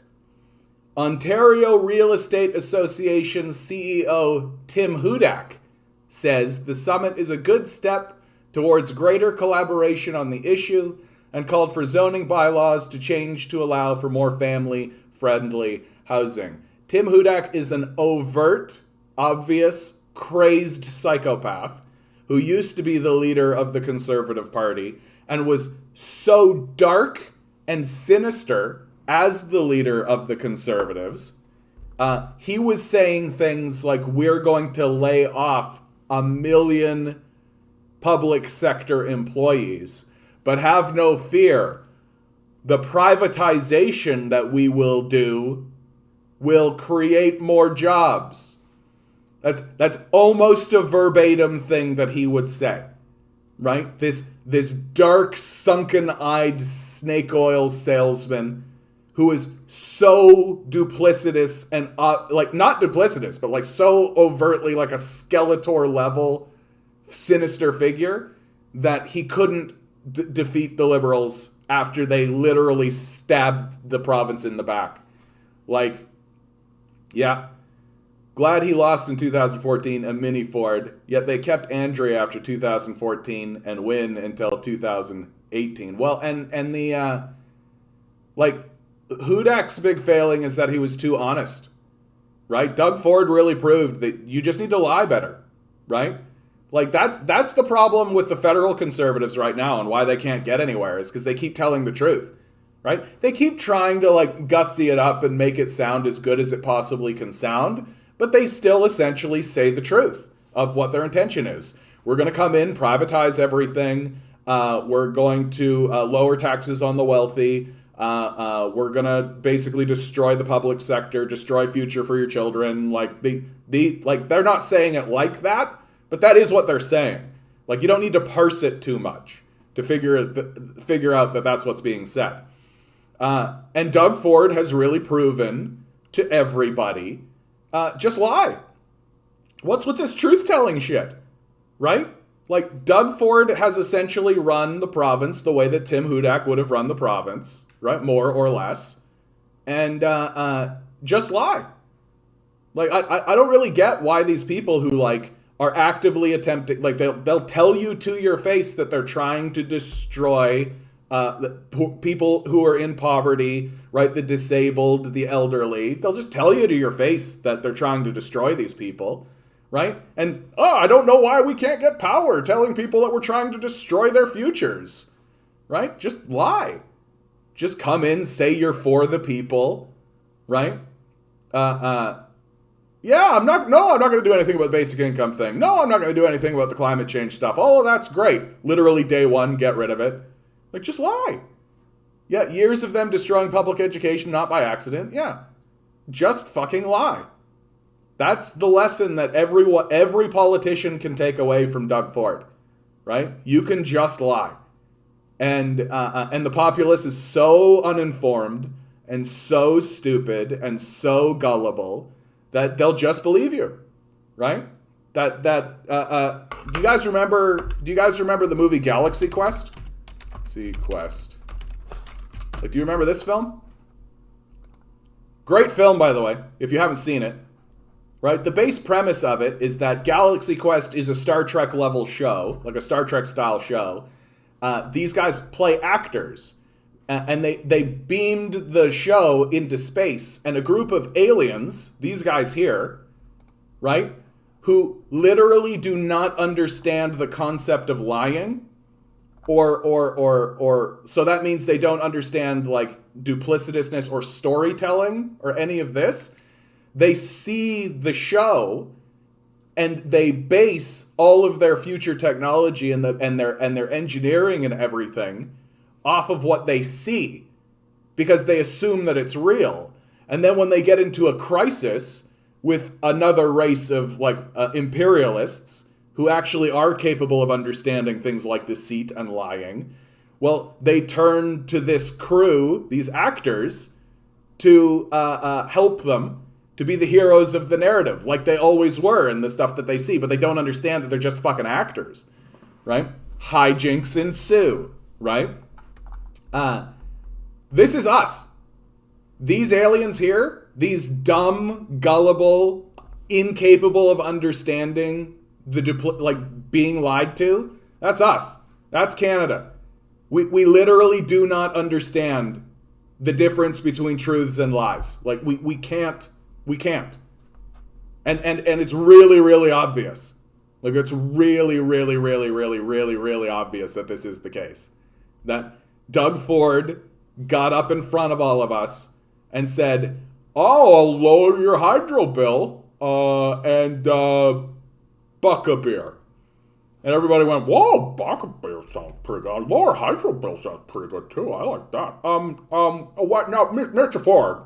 Mr. Ford, what about the basic income pilot? Are you gonna do anything about a basic income pilot? And Doug Ford's like, "No." And everybody went, "Okay, yeah, sounds good. Climate change is a big deal, and we got a bunch of programs for climate change. Are you going to do anything about climate change? Are you going to take away the climate change programs?" No. "Oh, okay, yeah, I think we got a winner here, boys. I think we got a winner." And that's literally what happened, right? The mind has no way to determine fact from fiction. Sure it does. That's why we do a historical materialist analysis, right? That there is such a thing as a fact, right? There are things that are real and there are things that are not real. And reality has a way of asserting itself, right? And near as I can tell, like if I wanted to actually be nice to the populace, I do think that it's less that the populace is stupid and gullible and all these sorts of things. Like that's all fun to say. I do think that the populace is fucking exhausted, right? I do think that the populace is just goddamn exhausted. That like that it's not that they're stupid. It's that they can't have the mental capacity. That they're so worn out. That they're just so like, okay, well, fucking whatever. Like, fuck, fine, whatever, right? And they got so exhausted with Wynn and her fucking bullshit that everybody was ready to just throw over the apple cart with her, right? And she started to do concessions near the end because she saw that if she didn't do stuff, she was going to lose power. But the concessions that she did weren't enough, right? It wasn't enough. Too little, too late, if you ask me. And I think people just like straight up didn't show up to the ballot box. They just didn't show up because they lost faith in her. And the Doug Ford crowd, like, were really just straight up like, yeah, fuck them. Fuck them, fuck the liberals. Right? That it just happened to be Doug Ford, and there was all the like rebellious Trump energy floating around where everyone was like, yeah, fuck them. Right? And so a bunch of people went and voted for Dougie because fuck them. Right? Without realizing that you're fucking yourself. Like, the conservatives are not your friends. Like, they're actually not gonna help you. Right? And they haven't helped anybody. Right? Like, literally nobody has been helped because of the conservatives. But I just think people are so exhausted and just so incapable of, like, all of their mental energy is being used to survive this ridiculous system. That the capitalist system is taking everything up. And you're asking them, like, okay, now, like, have a political analysis based in historical materialism, please. And people are just like, no, dude, no, I gotta get my kid to school on time tomorrow. And I gotta go to work tomorrow, man. I don't got time for the structural materials. Like, I'm literally gonna drink one of these fucking buck of beer so that I can just get drunk and forget about this horror show for like one evening, so that I can just like get into the next grind, right? Like, that's where people are at. Like, someone like me coming along and be like, well, actually, you know, if you do a historical material analysis of what's going on, Doug Ford is he's a tricky figure that we shouldn't be trusting. You know, like, people are not going to fucking, they're not going to fucking sit down and listen to this shit. They don't have the brain power. They just don't have it. And That's why it's so sad what's happened, because people have been trusting news people, right? Like, here is a person whose entire job is to do the analysis for me and then create like a 5 to 10 minute little nugget and be like, there's your nugget. And I can go, oh, thank you for the little nugget. Num, num, num, num, num, num, num, num. Right? And okay, there's like 3 people doing this. So I got 3 little nuggets, and I can be like, this nugget's not so tasty. This nugget's good. This nugget's good, right? Like that's essentially how it's always worked. But now it's become so corrupted and so duplicitous that when these guys are getting these nuggets, it's literally a nugget of literal shit. Like, so obviously shit that they're just like, I'm not even gonna taste. I'm not even gonna touch that. It's so obviously literally shit. The other one is just like a lump of burnt charcoal, right? And then the last one is a literal eyeball, right? Like these are the nuggets that they're being handed, and they're just like, and it's the only reason my channel is succeeding. Because when people come to me, they know that they're actually going to get the truth. Or at least a version of the truth that is rooted in an actual historical materialist analysis.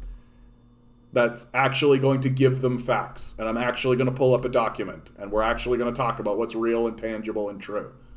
Right? And I'm at least interested in giving them something that seems true. As opposed to the obvious garbage. And literal, like, human eyeballs and shit that we're getting now. Like, just like the absolute most grotesque bullshit version of what news should be is what exists in the media today. Like,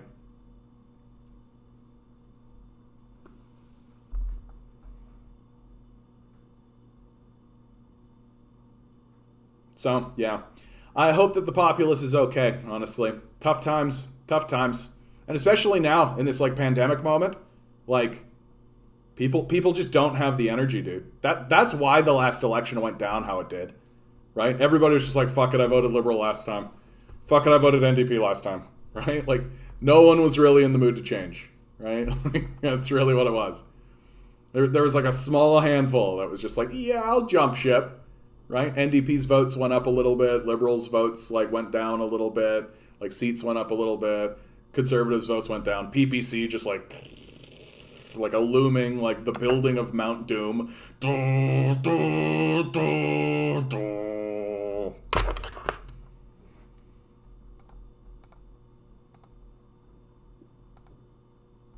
So anyway, this is total fucking bullshit. This is gonna result in nothing. Here's my predictions, right? Andrea Horwath is gonna stand in the House of Parliament, and she's gonna say that this was all just a show to pretend like the premier is actually interested in doing something, Mr. Speaker. We need a party, Mr. Speaker, who's actually working for the benefit of the people. And then Steve Del Duca will tweet like that, but make it sound cooler, and everybody will vote Del Duca. Thoughts on Amita Kuttner being the next Green Party leader? I already said it, but I'll give you the Cliff's Note, which is that she was installed. She wasn't elected. She's the interim leader. I don't really care about her, honestly. Like, it's no real shift, nothing meaningful. She won't be there in another 6 months. She's just like the face that the neoliberals put in front of us, and I'm just like, okay. Andrea should have left in 2014, 2018 would have been enough time to build up something new. I want to believe that she can do it. Like, I know that I'm being like a negative Nelly about it, but like, all the pieces are there. All the pieces are there, right? Like, Andrea Horwath's game has always been building support around Ontario, right?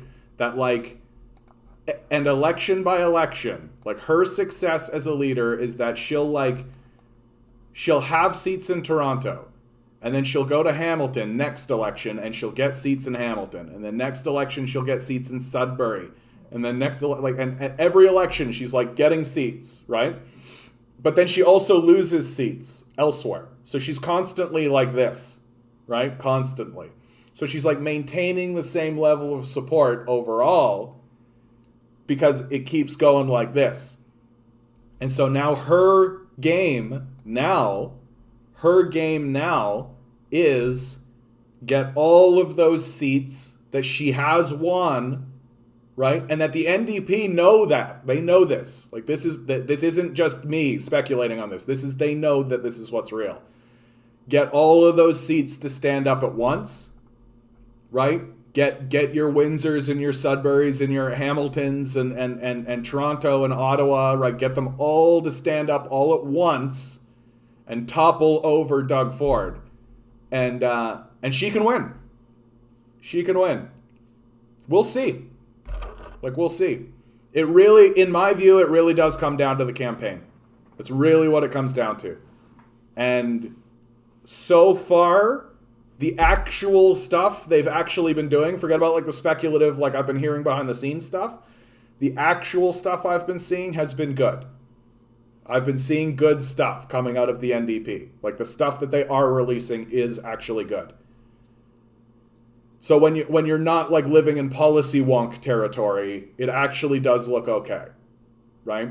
I think that's the truth. I'm in policy wonk territory. I'm in the nitty gritty. I'm literally watching clips that from the parliament. But the average citizen is not doing that. They are not They're not sitting there being oh, what's the parliament? What's happening in the fucking House of Commons? That's not what they're doing. So, So I do think that Del Duca's Twitter game is the best of all of them. His Twitter game is way better than the rest of them. So his social media presence is stronger, for sure. But the polling numbers are showing that I think the populace is ready for a showdown between the NDP and the Conservatives. And the only thing that's going to stop that from happening is if the NDP just start shitting the bed, which we'll see. They really are bad at campaigning. They're not good. They're not good on the campaign trail. Really, they honestly, dude, they're so bad on the campaign trail that I actually legitimately do think that they would be more successful hiring a truck and driving around the city with loudspeakers, old school 1930s style. That's how bad NDP campaigns are. That they would be better off doing an old rural style of get the guitar and have somebody playing an old country tune while Andrea is standing on the back of the truck being vote NDP for a brighter future. NDP for the future. We're gonna lower those rents. We're gonna make sure you can get a house. We're gonna do good things for Ontario. Driving around the city, driving around Toronto, driving around their campaign strategy and their campaign ads and their campaigns are so bad that I really do think that if they went and did that, it would be much better for them. I think they'd be much more successful. Because, what they're doing now is obviously really, really... It worked for Jason Kenney and his pickup truck. Yeah, absolutely, dude. Absolutely. I think it's a winning strategy, actually, if you ask me. People really like it.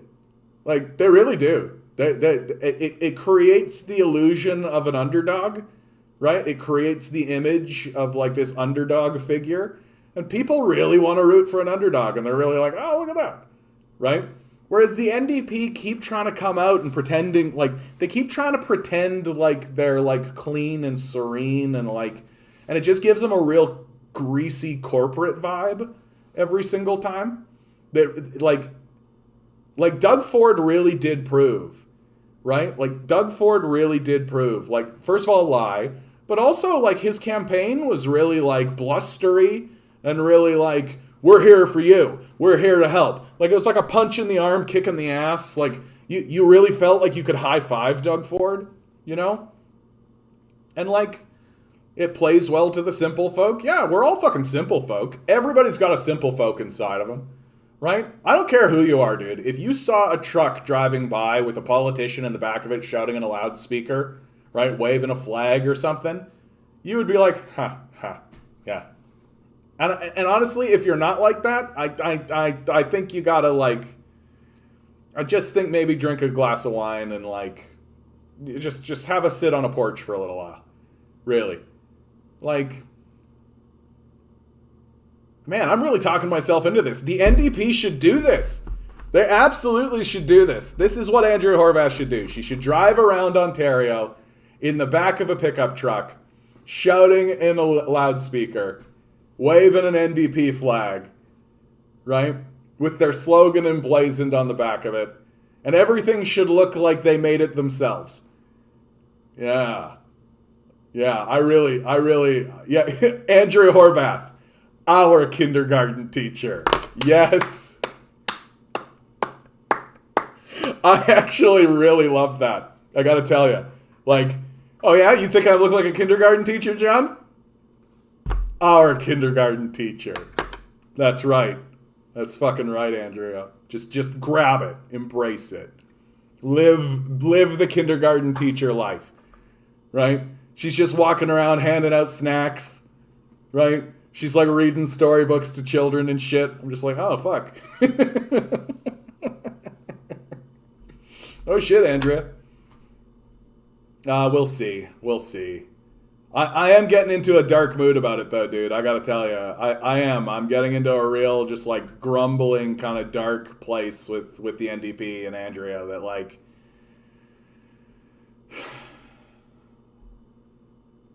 I want her to do it, you know? I want her to do it just for the story. Because, like, Andrea's trajectory is good. Like, she's got a real trajectory. Like, she's really been building this NDP movement. She's really been part of it. She's been fighting, right? She's been on the right side of lots of things, you know? And honestly, what's going on with the BC NDP is not helping. It really isn't. It's not helping my outlook at all. And at this stage in the game, I just feel like the NDP, like, and I say this of Jug Meat Singh, and I say this of Andrea Horwath, like, they're just not meeting the moment, you know? That we are in the midst of crises. We are in the midst of major crises. And the NDP, like, I think they're well-meaning, and I think they're nice people, and I think it's a place where people can go and sort of air their concerns and all this, but the reality is that the leadership is just not meeting the moment. The only one that I've ever seen say anything that's interesting at all is Rachel Notley in Alberta, right? That Rachel Notley literally stood up and said, we are going to eliminate homelessness in Alberta, right? Like, that's the kind of shit I expect NDP to be saying. I expect an NDP party to be standing up and saying, we are going to eliminate homelessness. We are going to lower rents. We are going to make housing affordable. We are going to face the climate catastrophe. Like, these are the phrases that I expect. Like, everything that I just said right there, that's my expectation, and I just don't hear it coming out of Jug Meat Singh. I don't hear it coming out of Andrea Horwath. And who gives a shit what John Horrigan has to say, right? Like, and it's shocking. Like, it's shocking to me that, like, we are amidst these massive crises, and the party that's supposed to represent the workers is simply not saying what the workers are saying. We are in a climate change catastrophe. The consequences of ignoring it are obvious. We need to face up and make sacrifices and do real things. We are also amidst a massive poverty crisis, a massive housing crisis, and all of these crises have a source, and that source is capitalism. We have to confront the capitalist class. We have to. Like, it's not even remotely ideologically driven at all. Like, it is the source of the issues we are facing. And if we don't confront it, it's going to cause us massive problems. And the NDP are just not meeting the moment. They're just not. And I'm ready to be convinced otherwise from Andrea, but yeah, she's literally fighting an uphill battle against ignorance. Yeah. But there just comes a point. There just comes a moment where you just got to go for it. Like, you just do. Right? You just got to stop glad handing it. You've just got to, like, if you're never going to tell the truth, right? If you're not going to give the truth a shot, right? Then just pack your bags and go home. Let Del Duca run the show, right? Like, there just does come a point where you've got to go, well, okay, like, this is the truth. And you've just got to give the truth a shot. We'll see. All of the information and all the sources that I've been seeing from behind the scenes in the NDP show me that they're going to do a real small sale, like, niche kind of thing. They're gonna really try to not spook the white-haired crowd. They're gonna talk about, like, healthcare. That's what I really expect to see. They're gonna talk about, like, during the pandemic there was, like, a mental health crisis and healthcare workers need support and that kind of thing, which is fine. But, like, yeah, ignorance or malice. Like, is she doing this stuff on purpose, or are they really out of touch with being populist? We'll see. I also just think that they're scared of alienating. They're scared of alienating a large segment of the populace, which are the Buckabeer crowd, right? Like, part of the issue, there's this idea that, like, well, why don't you try to galvanize people who aren't voting and try to, like, offer things and all this kind of stuff? But that, honestly, that doesn't work, right? Like, take a look at what happened to Bernie Sanders. Like, it doesn't work. Galvanizing people who are not currently voting to vote, it doesn't actually work. So your pool of voters is who you've got to go with, right? And who's your pool of voters? Well, you've got, like, the workers, like the NDP, the people who are already voting NDP, right? Then you got the liberal types who are essentially just conservatives waving a little pride flag. But, like, if you start saying stuff like we're going to lower the rents, well, the liberals are going to be like, oh, that means that I get less money from my rents, right? That's what they're going to think because it's true. And, like, the Buckabeer crowd's probably not going to vote. Like, Dougie is running on the 413. He's running on building a fucking highway, right? Like, Andrea is working with what she's got, right? And you got to remember, the base is essentially like, oh, hey, do you hear? You hear Dougie? Dougie's going to build a highway. Oh, really? Really? He's going to build a highway, right? For the 413, eh?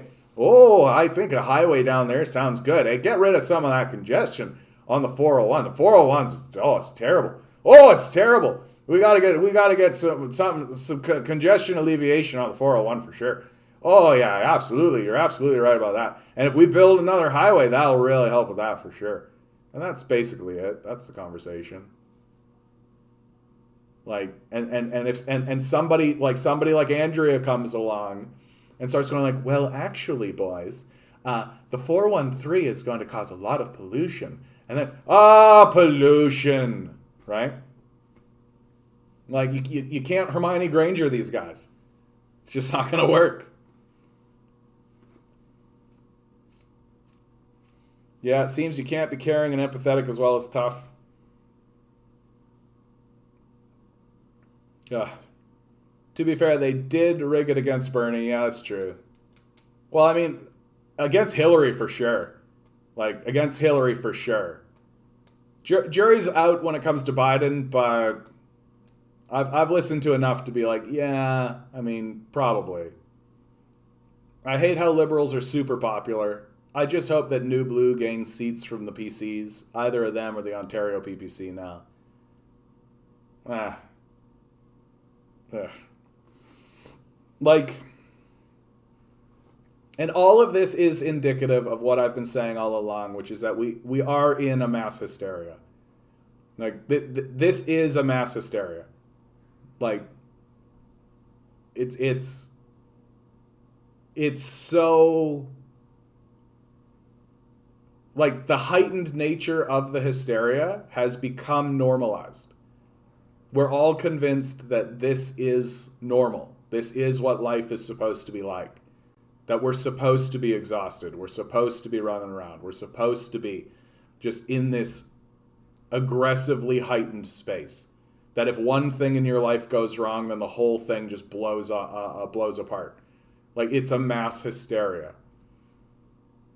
Hey, Demand Better, how you doing, bud? I don't know if I said hi to you, DJ. Good to see you too, bud.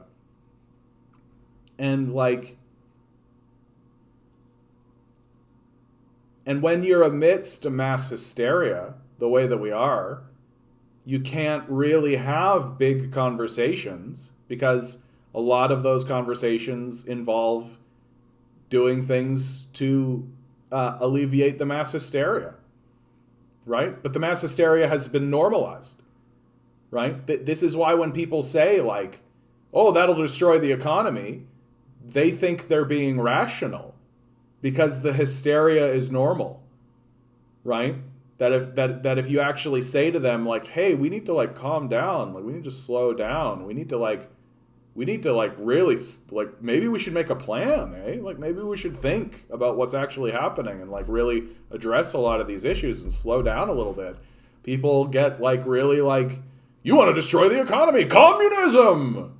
Because the hysteria is what's normal, right? And yet if you take that same person and you, like, send them to a campsite and they, like, chill out, recharge their batteries is what that's called, right? Like, we outright admit that the system drains us. We outright admit it. Like, recharge your batteries.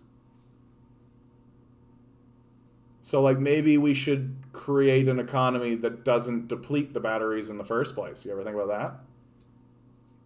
Like, and there's all kinds of new research coming out. Do I actually have this ready to go? So there's new research that came out fairly recently that shows that medieval peasants, literal serfs, work less than we do. Right? Really think about that. Think about the image that you have of serfs operating in a medieval society, right? Think about that image and then recognize that they worked way less than we do. Way less.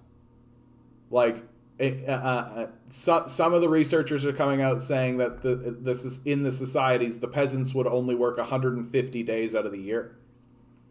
Right? Like, do you only work 150 days? Do you only work 200 days out of the year? Right? Like, it's once you start to recognize that we may in fact actually be worse off than medieval peasants. Right? We may in fact actually be worse off than medieval peasants. That you start to really kind of wonder what the fuck it is we're doing here. Like, what's the point of any of this? Like, what's the point of this hysteria, of this manic hysteria that we are obviously caught in? And the hysteria is completely based around our desire to have superpowers, right? I made a clip about this not that long ago, right? It's constantly like, what's the next superpower? What's the next thing? Who are all the people we're worshiping these days? It's superheroes. Oh man, if only I had a fucking magic suit, I could fly around like fucking Tony Stark. Right? If only I had like a super serum drug, I could be big and strong and do shit like fucking, if only I had like billions of dollars, I could be a superhero. Right? It's all this just like worship of money and to worship superpowers. And, like, it's destroying us. And we're caught in just a crazed hysteria where no one is willing to just stand up and say, like, hey, we should stop. And if you do stand up and say, hey, we should stop, you get called lazy. You just want to be a parasite, right? They'll say that shit to you, right? And it's like, no, dude, I just think that we shouldn't destroy the planet for nothing. So that what? Like Jeff Bezos can shoot rockets into space? Like what the fuck? Like what the? Like, is there any sign that like? What sign do you need? What evidence do you need that this is a mass hysteria? Like, literally a private owner, one dude, is shooting rockets into space. This is a mass hysteria. We need to snap out of it. Like, we need to snap out of it. We need to sit in a corner for a little while. Like, our entire culture needs to, like, go to its room. Think about what it's done. Right? We really do. We really do. That makes sense, because they didn't have the intense profit motive like we do. Yeah? They don't do more than they need to. Yeah, exactly. Why would they? For what? To do what? Right? And, like, they don't do more than the land can do. Right? Like, they're agriculturalists, right? They work the land. The land produces what it can produce, right? And that's it. You know, this idea of infinite growth, this idea that we can just constantly be in this hyper state of constant mobility and constant motion, brought on by industrialization. Like, so you put people in the fields to work the fields, and then you turn around and throw them in the factories. So they're quote unquote productive.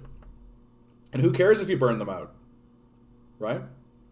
Like, who cares? You don't care. Like, and there's lots of evidence to show that for God's sakes, like the works of Shakespeare, Shakespearean theater, like that shit was existing in like the 1500s. Like,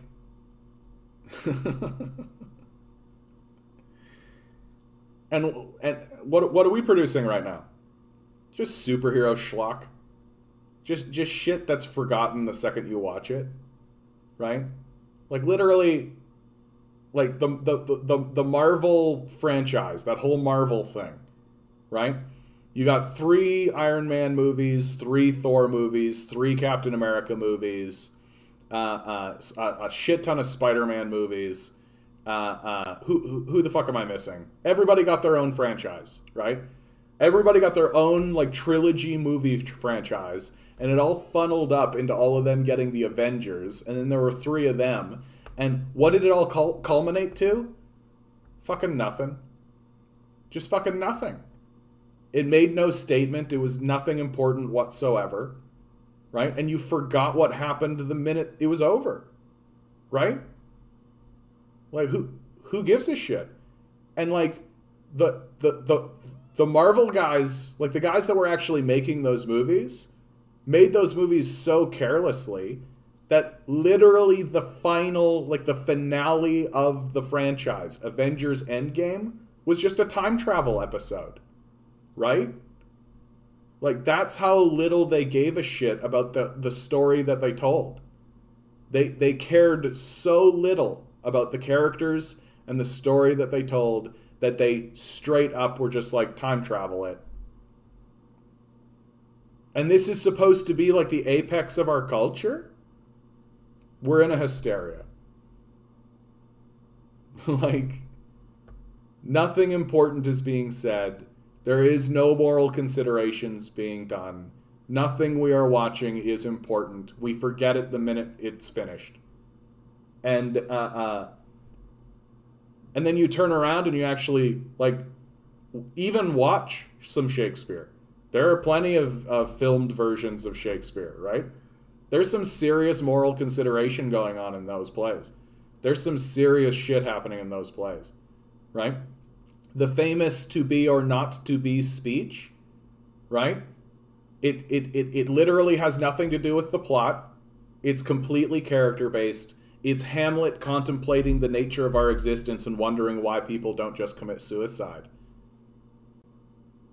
Like, that's a very serious topic of conversation. But we're not a very serious people. And our media is not serious at all. And that's actually happened very quickly. Like, take a look at the difference between, like, the original Star Trek movies and the remakes of the Star Trek movies, right? Like the original Star Trek movies had gravitas. Like those people were adults, and they were dealing with adult situations in adult ways. And they were military leaders communicating and showing people that you can communicate and go through difficult conversations like adults. And the new Star Trek shit is just children running around being assholes the whole fucking time. Right? Like, there's nothing serious about it. You forget it the second you watch it. Nobody cares. Right? Maybe that evening you turn to your friends and you go like, oh, I like this or I like that about it. Ha ha ha. And then it's gone. And it doesn't matter. Didn't change your worldview. Didn't affect you in a meaningful way. Right? It was meaningless. It's just keys dangling in front of your eyes. And the reason why we're so entranced by what is obviously escapism is because the world has become so difficult and pointless that we need to escape from it. Like, we're so inundated in the hysteria that we need like multi-billion-dollar CGI spectacle extravaganzas in order to tear our brains away from the horror show that our lives have become. Like, look at the scale. Look at how much money and effort and spectacle is going in to capturing our attention. And look how much money we're willing to spend in order to have our attention captured in the cultural equivalent of keys dangling in front of a baby. Right? Like these movies are nothing. They're like an like Martin Scorsese said this. He said straight out of these Marvel movies, they're not cinema. They're more like amusement park rides. And I think that that's absolutely correct. Like, all of the characters are one-dimensional. There's no growth whatsoever. None of them change. Nothing really important happens to them. And even if something important does happen to them, they literally created time travel so they can just retcon it. Like, they nothing matters. And like, what are the popular franchises? Literal just like space wizards with light swords. What? Cars Go Fast 5? Right? It's all about family. Right? Like, that's how desperate we are for any kind of moral, like, point to land on. Is, like, literally just Vin Diesel saying, it's about family. And everybody's like, yeah, it's about family. And that's it. Like, that's the best we've got. That's the best we've done in 20 years. That's the best we've got. I think the most powerful slogan of the last 30 years has actually been, with great power comes great responsibility. Which I actually wrote a script using that line in order to show why it's false. So literally the only slogan that's come out of the culture in the last 30 years with any veracity is itself falsifiable. With great power comes great responsibility. No. You shouldn't use power. That's the paradox of power. That J.R.R. Tolkien was right. You have to throw power back into the mountain. You've got to get rid of it. That the world is better off without it.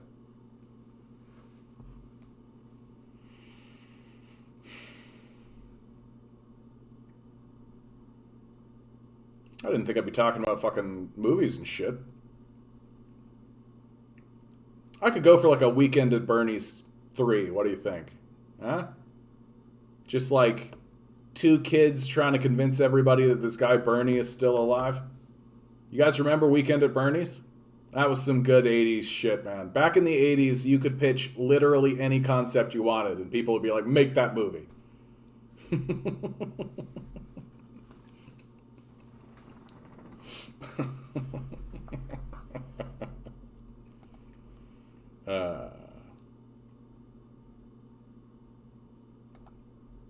There is a snapback starting to happen. It started to happen with Parasite. Parasite was a moment when people started to be like, yeah, we should actually have movies that have something interesting to say about our culture. And you do have movies like Parasite and then Joker and now Squid Games, right? Movies that are actually commenting on the society in meaningful ways. Movies that you walk out of and you actually feel like they left a mark. They actually carry through with you for a period of time. You know? Not like the fucking schlock that exists these days. And I mean, of course people want to escape. Like, look at this crazy shit. Bank of Canada should issue a digital currency, think tank says. No, they shouldn't. The C.D. Howe Institute, of course, which is on the same scale as the Fraser Institute, thinks the Bank of Canada should issue a digital currency that can be converted into cash. No. Like, no. This is part of the hysteria that I'm talking about.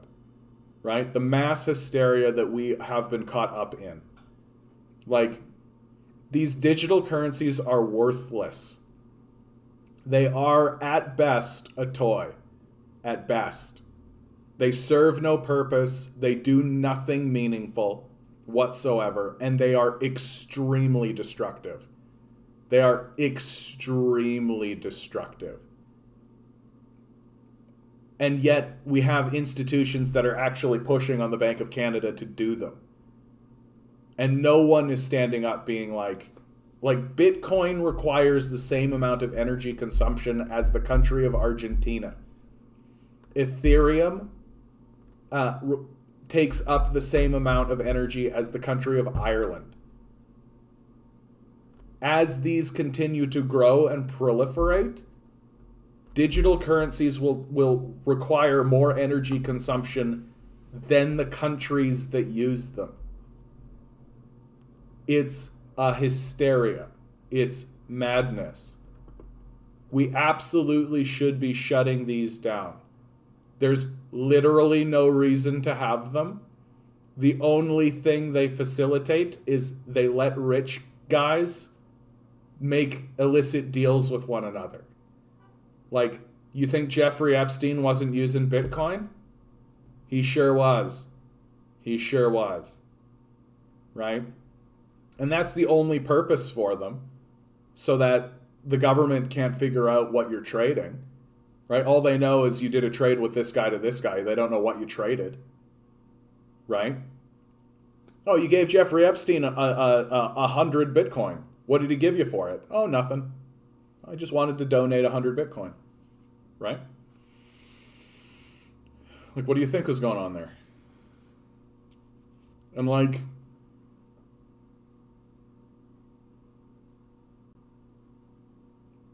why would anyone argue in favor of this? The only reason anyone would argue in favor of this is because they're caught up in the hysteria. That the flashing lights, that the wizardly like vision of the bright future has overtaken their senses. That their ability to distinguish between the fantasy that exists in the salesmanship of what is going on and the reality, those two things have disconnected entirely. And they're just living in a digital hallucination. And that we have been overtaken by our digital hallucinations.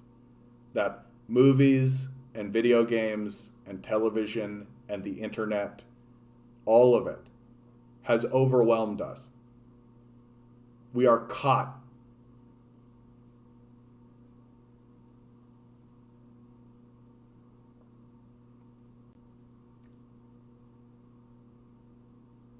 And if we don't start stopping this madness.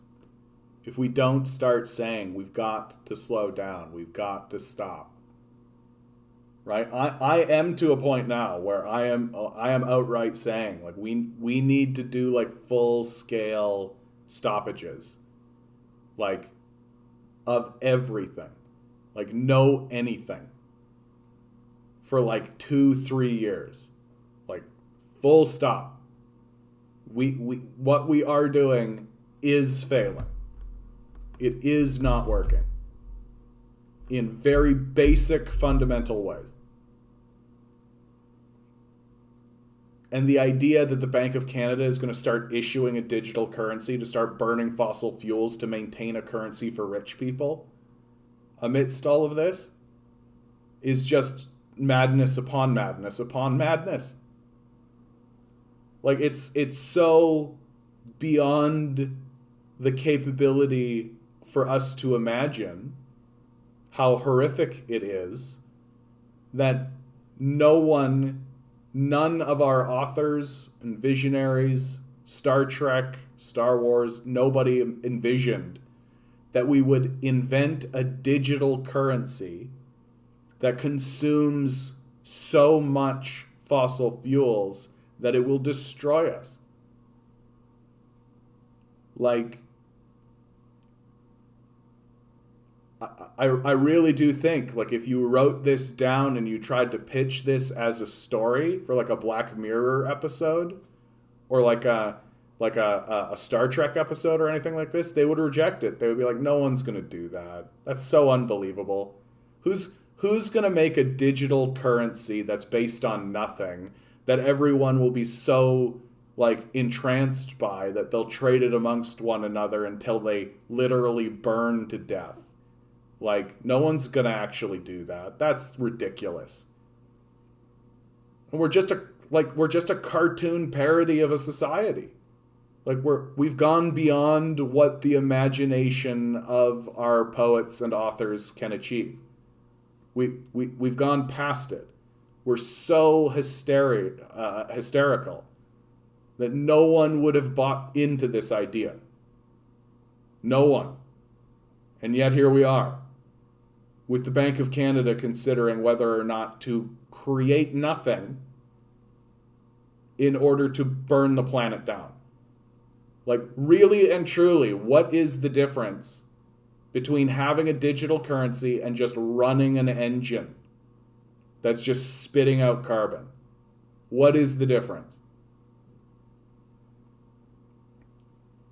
Bank industry is an organized crime. They discriminate poor by default. Yeah, banks make sure postal banking does not come back. Disgraceful. We need to shut down everything. Yeah. I mean, like, my end game, Kiri, is like we need to surround the halls of power. And I'm not talking like 100 people. I'm talking like and this is what I think it is going to actually take. Like, what I am saying here is not like the utopian hope that I hope occurs. What I am saying here is what must occur if humanity is to have a hope. If we are to overcome this hysteria, if we are to actually move past this moment and actually move forward sustainably and successfully as a species, we must surround the halls of power. We must redraw our charter and our constitution. We must erect a new system of governance. We must exclude from that system the capitalists and any system of capital. And we'll need millions of people in order to do it and to sustain it, with this as a stated objective, operating under a new democratic structure that is separate from the quote-unquote democratic structure that currently exists. That is what it is actually going to take.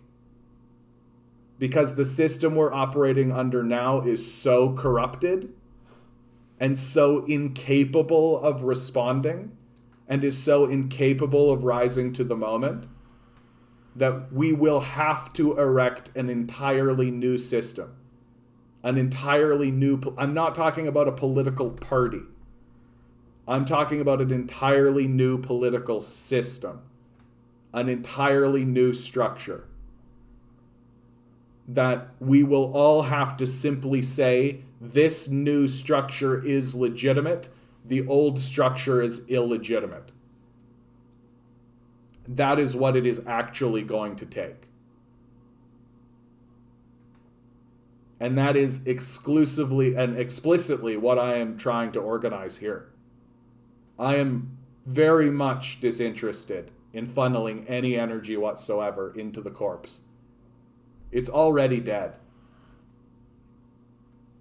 And I haven't seen anything to show me otherwise. Yeah, Stalin approval rating 70%, Biden approval rating 42%. And Biden's approval rating is just going to drop. And likely Stalin's approval rating will just keep going up. Right? Like now that the Soviet archives are open and we're starting to see some of the truth about Stalin's period of time, right? We're not just taking Khrushchev's word for it. And like you're starting to see even like capitalist liberals be like, no, like Stalin, like he did some good stuff. Like he did some good stuff. That the divergent point between communists, between people who like Stalin and people who don't like Stalin is steadily going to become less that Stalin was bad and more that, oh, well, I'm a capitalist. Like that's going to be the difference. But as capitalism continuously outs itself as the fraudulent system that it is, Stalin's going to look better and better. Like, it's very difficult for me to believe that people are not going to look at Stalin and be like, wow, like, he was amongst the first to attempt this. That Lenin and Trotsky and Stalin were amongst the first to make this attempt. Like, of course they were going to make mistakes, and of course they were going to do some shit. China seems to have good rating as well. Yeah, of course. Like, if our country was doing 1/10 the stuff that China was doing, if our country was doing 1/10 the stuff that China was doing for its citizens, we'd be over the moon about it. Right? We would be over the fucking moon about it. But our system is dead. Like, it's already dead. It's just shambling along like a zombie. Like, we're literally like Weekends at Bernie's style, right? That the system's already dead. It's just that its proponents are actually, like, shuffling it around as if it's actually alive, right? Like, Joe Biden is absolutely the best figure to have as the president of the United States right now. Just an old, calcified, dying body getting in front of everybody being like, oh, everybody, we need to look for the future. Everybody needs to remember that America's the greatest country in the world. You know?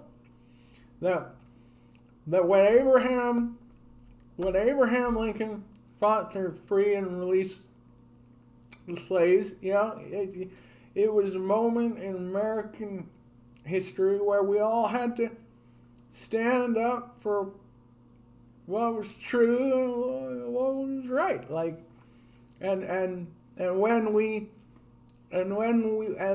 stood up against the Nazis and we said no, you know, we said no because America's the greatest country in the world. Like, that's literally the president of the fucking United States of America right now. That's the fucking president of the United States right now. Right? Like, the system's dead. It's just being shambled about. And if it's not that guy, it's the fucking crazed nut job, Donald Trump.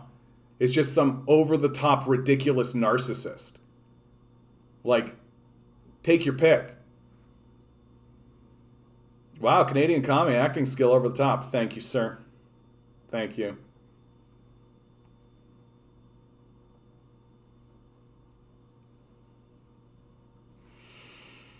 Oh, the rain has come down. It's a nice rainy day out here. It's kind of beautiful hearing the rain out there while I'm pretending to be old man Joe Biden.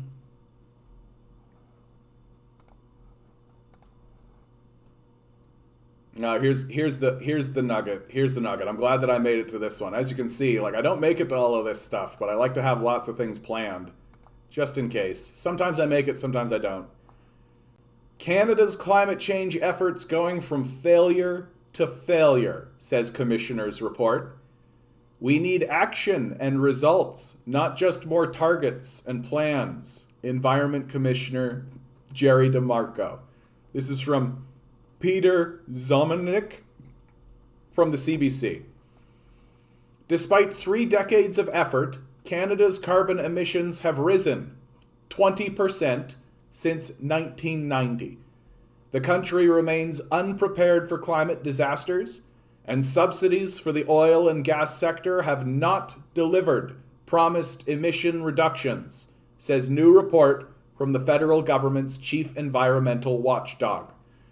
That damning verdict applies not only to past Liberal and Conservative governments, but to the current government, led by Prime Minister Justin Trudeau. Canada was once a leader in the fight against climate change.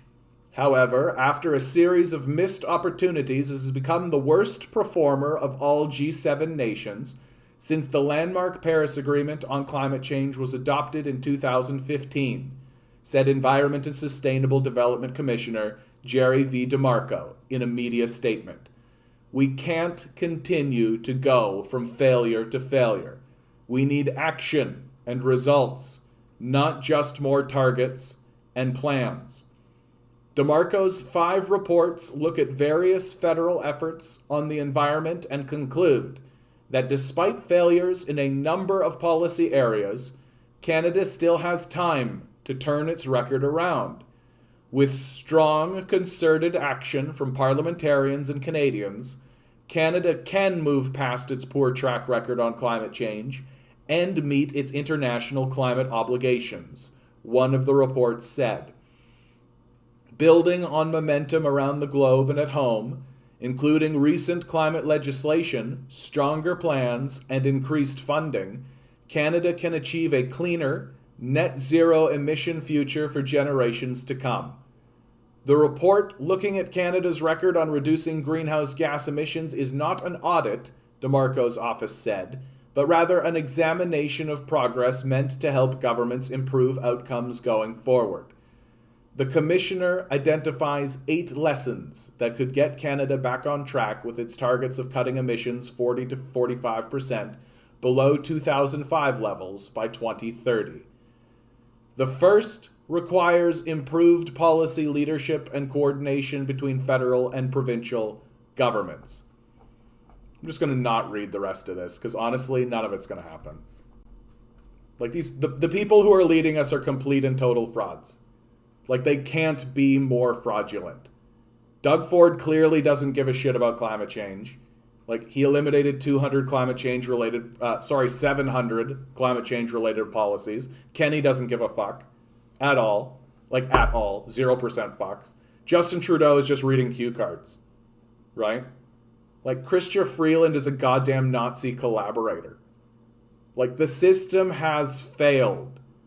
It's failed in significant ways that we can't recover. It is a shambling zombie corpse. Like, it must be replaced, and the only way it's going to be replaced is through mass protest and mass movement. And not mass protest and mass movement like the Occupy movement was, which was just an anarchist, just shambling of random people coming together and shouting random slogans at one another. Like, we need to build a new government. We need to build an entirely new government. Yeah, Kenny blasted David Suzuki and Suzuki backed down. He apologized, and he shouldn't have. He shouldn't have. Like, Suzuki was telling the truth that people are going to start to blow up infrastructure, right? Which, in my view, is no different than, like, Luke Skywalker blowing up the Death Star, right? Like, and again, I'll say it over and over and over again. And they'll have to shut me down to get me to stop saying it. When people start to blow up infrastructure, I will report on them as the heroes that they are. Because they are heroes. They are fighting for the future of humanity against a psychopathic capitalist death cult. That, in my view, my opinion of David Suzuki has diminished because he apologized for what he said. That if he had doubled down on that statement, I would have respected him a lot more. A lot more. But, like, at the end of the day, it's up to us. Like, it's up to us. Like, our political class has already failed us, and it's not going to recover. Like, it's not going to bootstrap itself back on this one. And at this stage in the game, I have to report on it as if the abandonment is intentional, that it is conscious, that they are not doing this out of some kind of error or like a hesitancy or any of this. It's that they've looked at what's going on and they have decided to allow climate change to destroy us. That's what has happened. And that's how I will report on it until I see action to convince me otherwise, which I will not see because the system itself has failed entirely with no sign of recovery. None of the leadership, Aaron O'Toole, Jug Meat Singh, whoever this new Green Party leader is, the Bloc, certainly not the PPC, and absolutely not Justin Trudeau. None of them are up to the task or are even interested. Truthfully, none of them are even interested outside of just platitudes and glad handing. We are in an enormous mass-scale crisis well beyond the crisis of World War II.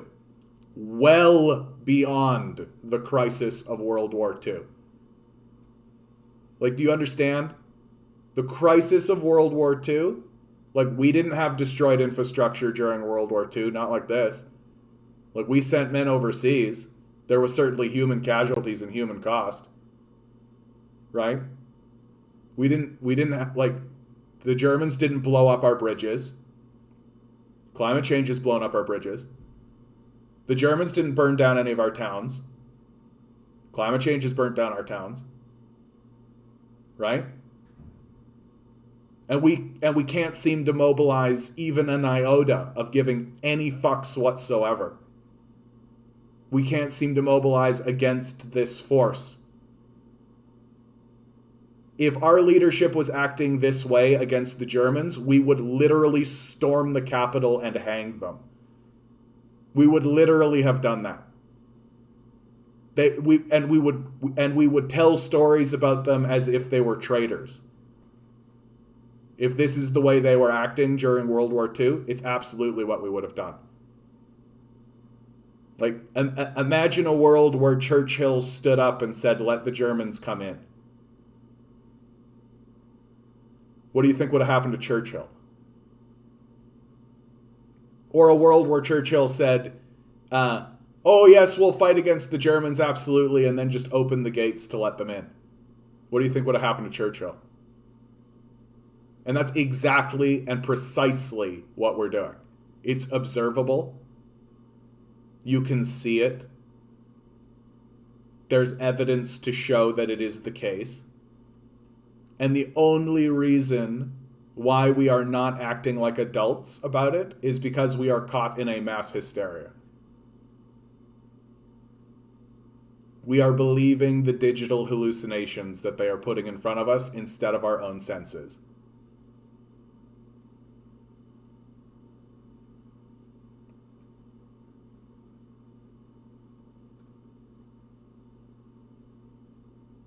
And it's going to get worse. Like, a washed out bridge in a burnt down town is just the beginning. Right? It's just the start.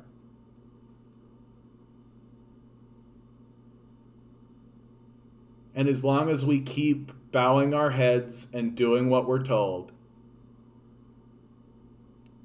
to this capitalist death cult, which has already abandoned us,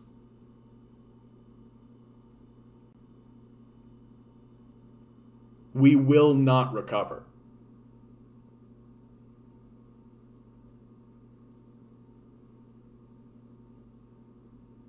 We have to rebel. We have to revolt. And most importantly, we have to repent.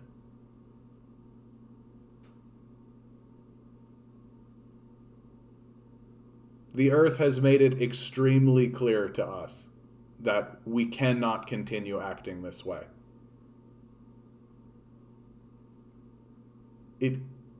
Does it have to literally write a letter? Does it need to beam in an angel? Does a spiritual force, does a being of light need to manifest in front of our very eyes and shout out with the word of God itself to stop doing what we're doing? Is that what it's going to require of us? It seems as though that is the case.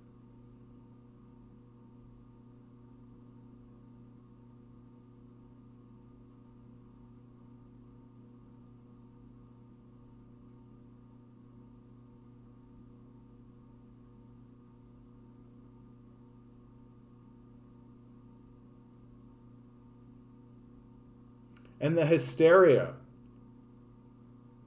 when you actually look at it, what is it that we are fighting to maintain? What is this way of life that we are looking to maintain? Really break it down, really analyze it in a very basic materialist sort of way. What is it that we are fighting for? Right? What are we fighting the earth over? And when you look at what it is we are fighting the earth over, it is for toys. And not even toys for all of us. Mainly just toys for rich people. A small, tiny group of us wants to get into rockets and jet set around, and yachts. And big military aircraft and all of this crazed, insane nonsense. That we are literally burning our civilization down for toys.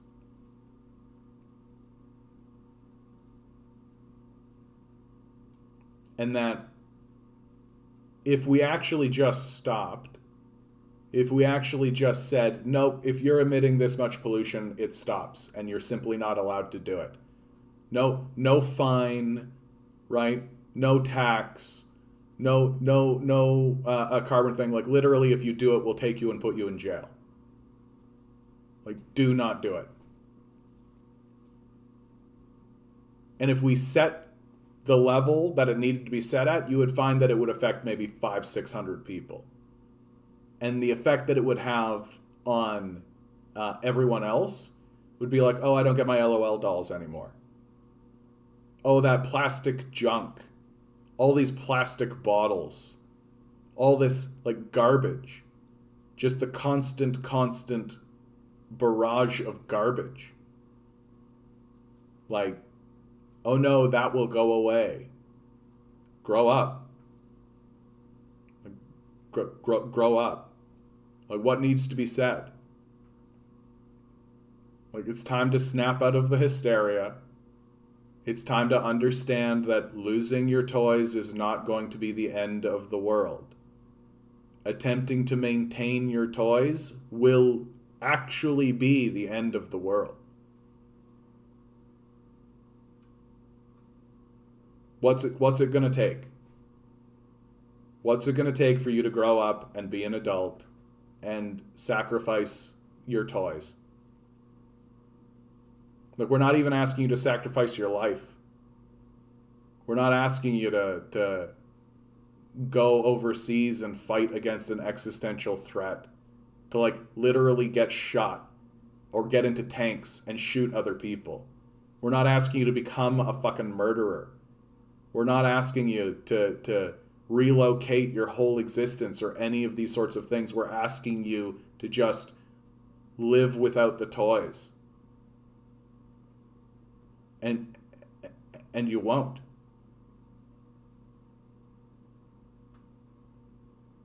What should be said about a people like this? What should be said about a people like this? Who refuse even the most basic sacrifices. Like, put your toys away and sit down and think about what it is you're doing. And you won't.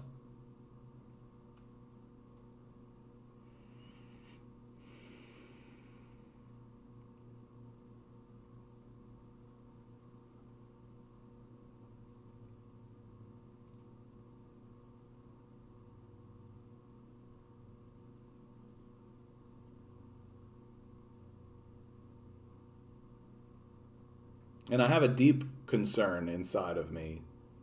Over the course of this pandemic, it's been very revealing. It's been a very revealing experience, seeing exactly how many people are caught in what has to be called a hysteria. Confusing freedom for selfishness, or rather selfishness for freedom. Insisting that their right to inflict the maximum amount of damage on the society is the same as the desire to not have people inflict damage on their society. And the realization that there's so many of them.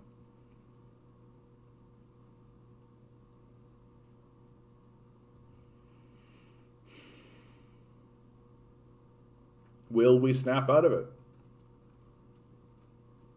Will we recover from the hysteria?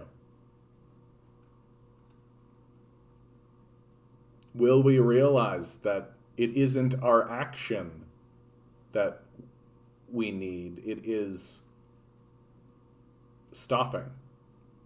We literally need to stop doing things. That what the earth is telling us to do is to sit down and chill out. Just calm the fuck down. Take a vacation. Take a break. How important is the work you're doing, do you think? Really?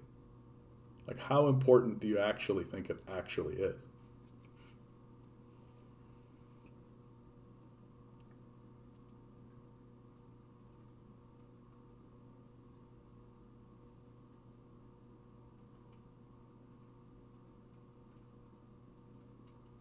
Oh, mocked, I don't think I even remember the comment that you said. When I said that the actual crop yield in Ukraine was only 40% of what was being reported, I was referring to the Holodomor.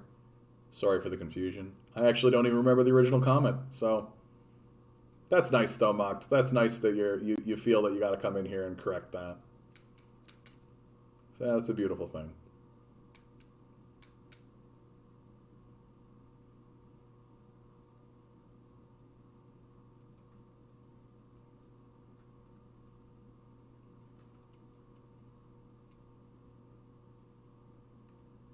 I do still believe that we can do it.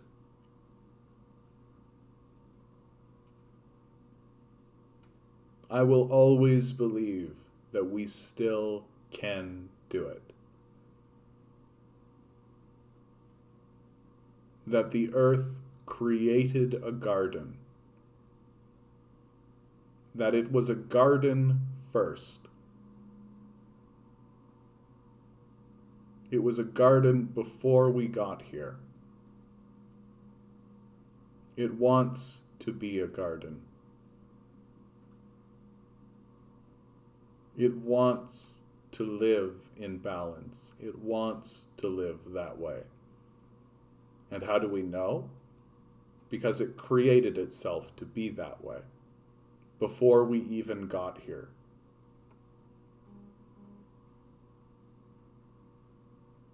And if all we did was just stopped, if that's all we did, is just stopped producing the junk, stopped producing the garbage, stopped with the dollar store nonsense, just started to defund the military, started to actually demand a hard cap on pollution.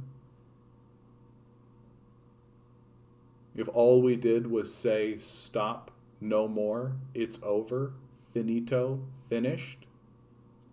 Like literally, if our leadership was serious about this, they would pass a 1-page document that would put a hard cap on pollution and jail people if they went over it. No fine, no tax, jail. And the problem would be over. It would be finished. And it would be instantaneous. And then we would sit back and we would watch as the earth healed itself.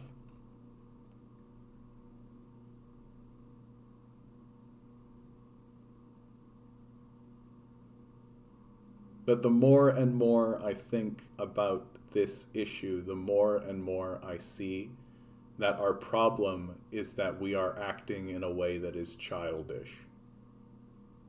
That we are caught in a hysteria. That we are throwing a childish temper tantrum against the reality that there are rules that if we do not follow, there will be consequences. And those consequences will be dire. And if we would like to avoid those consequences, then all we have to do is stop.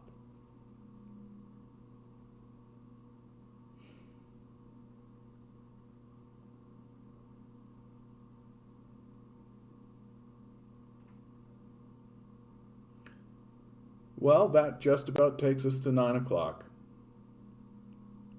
This one ends with a somber note. But I'm in a somber mood. It's a nice rainy day.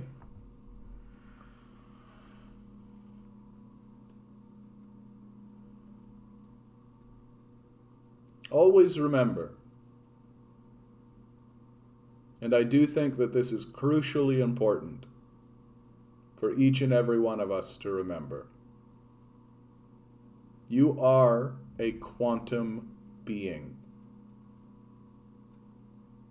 You are manifest here by a power that you can't even comprehend or understand. You don't know why you're here, and yet you are.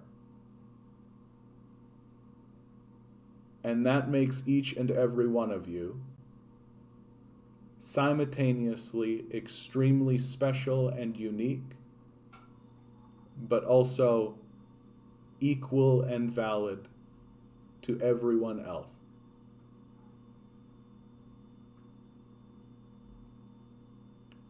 These billionaires are spending hundreds of billions of dollars to make you forget that, or make you never realize it at all. We shouldn't.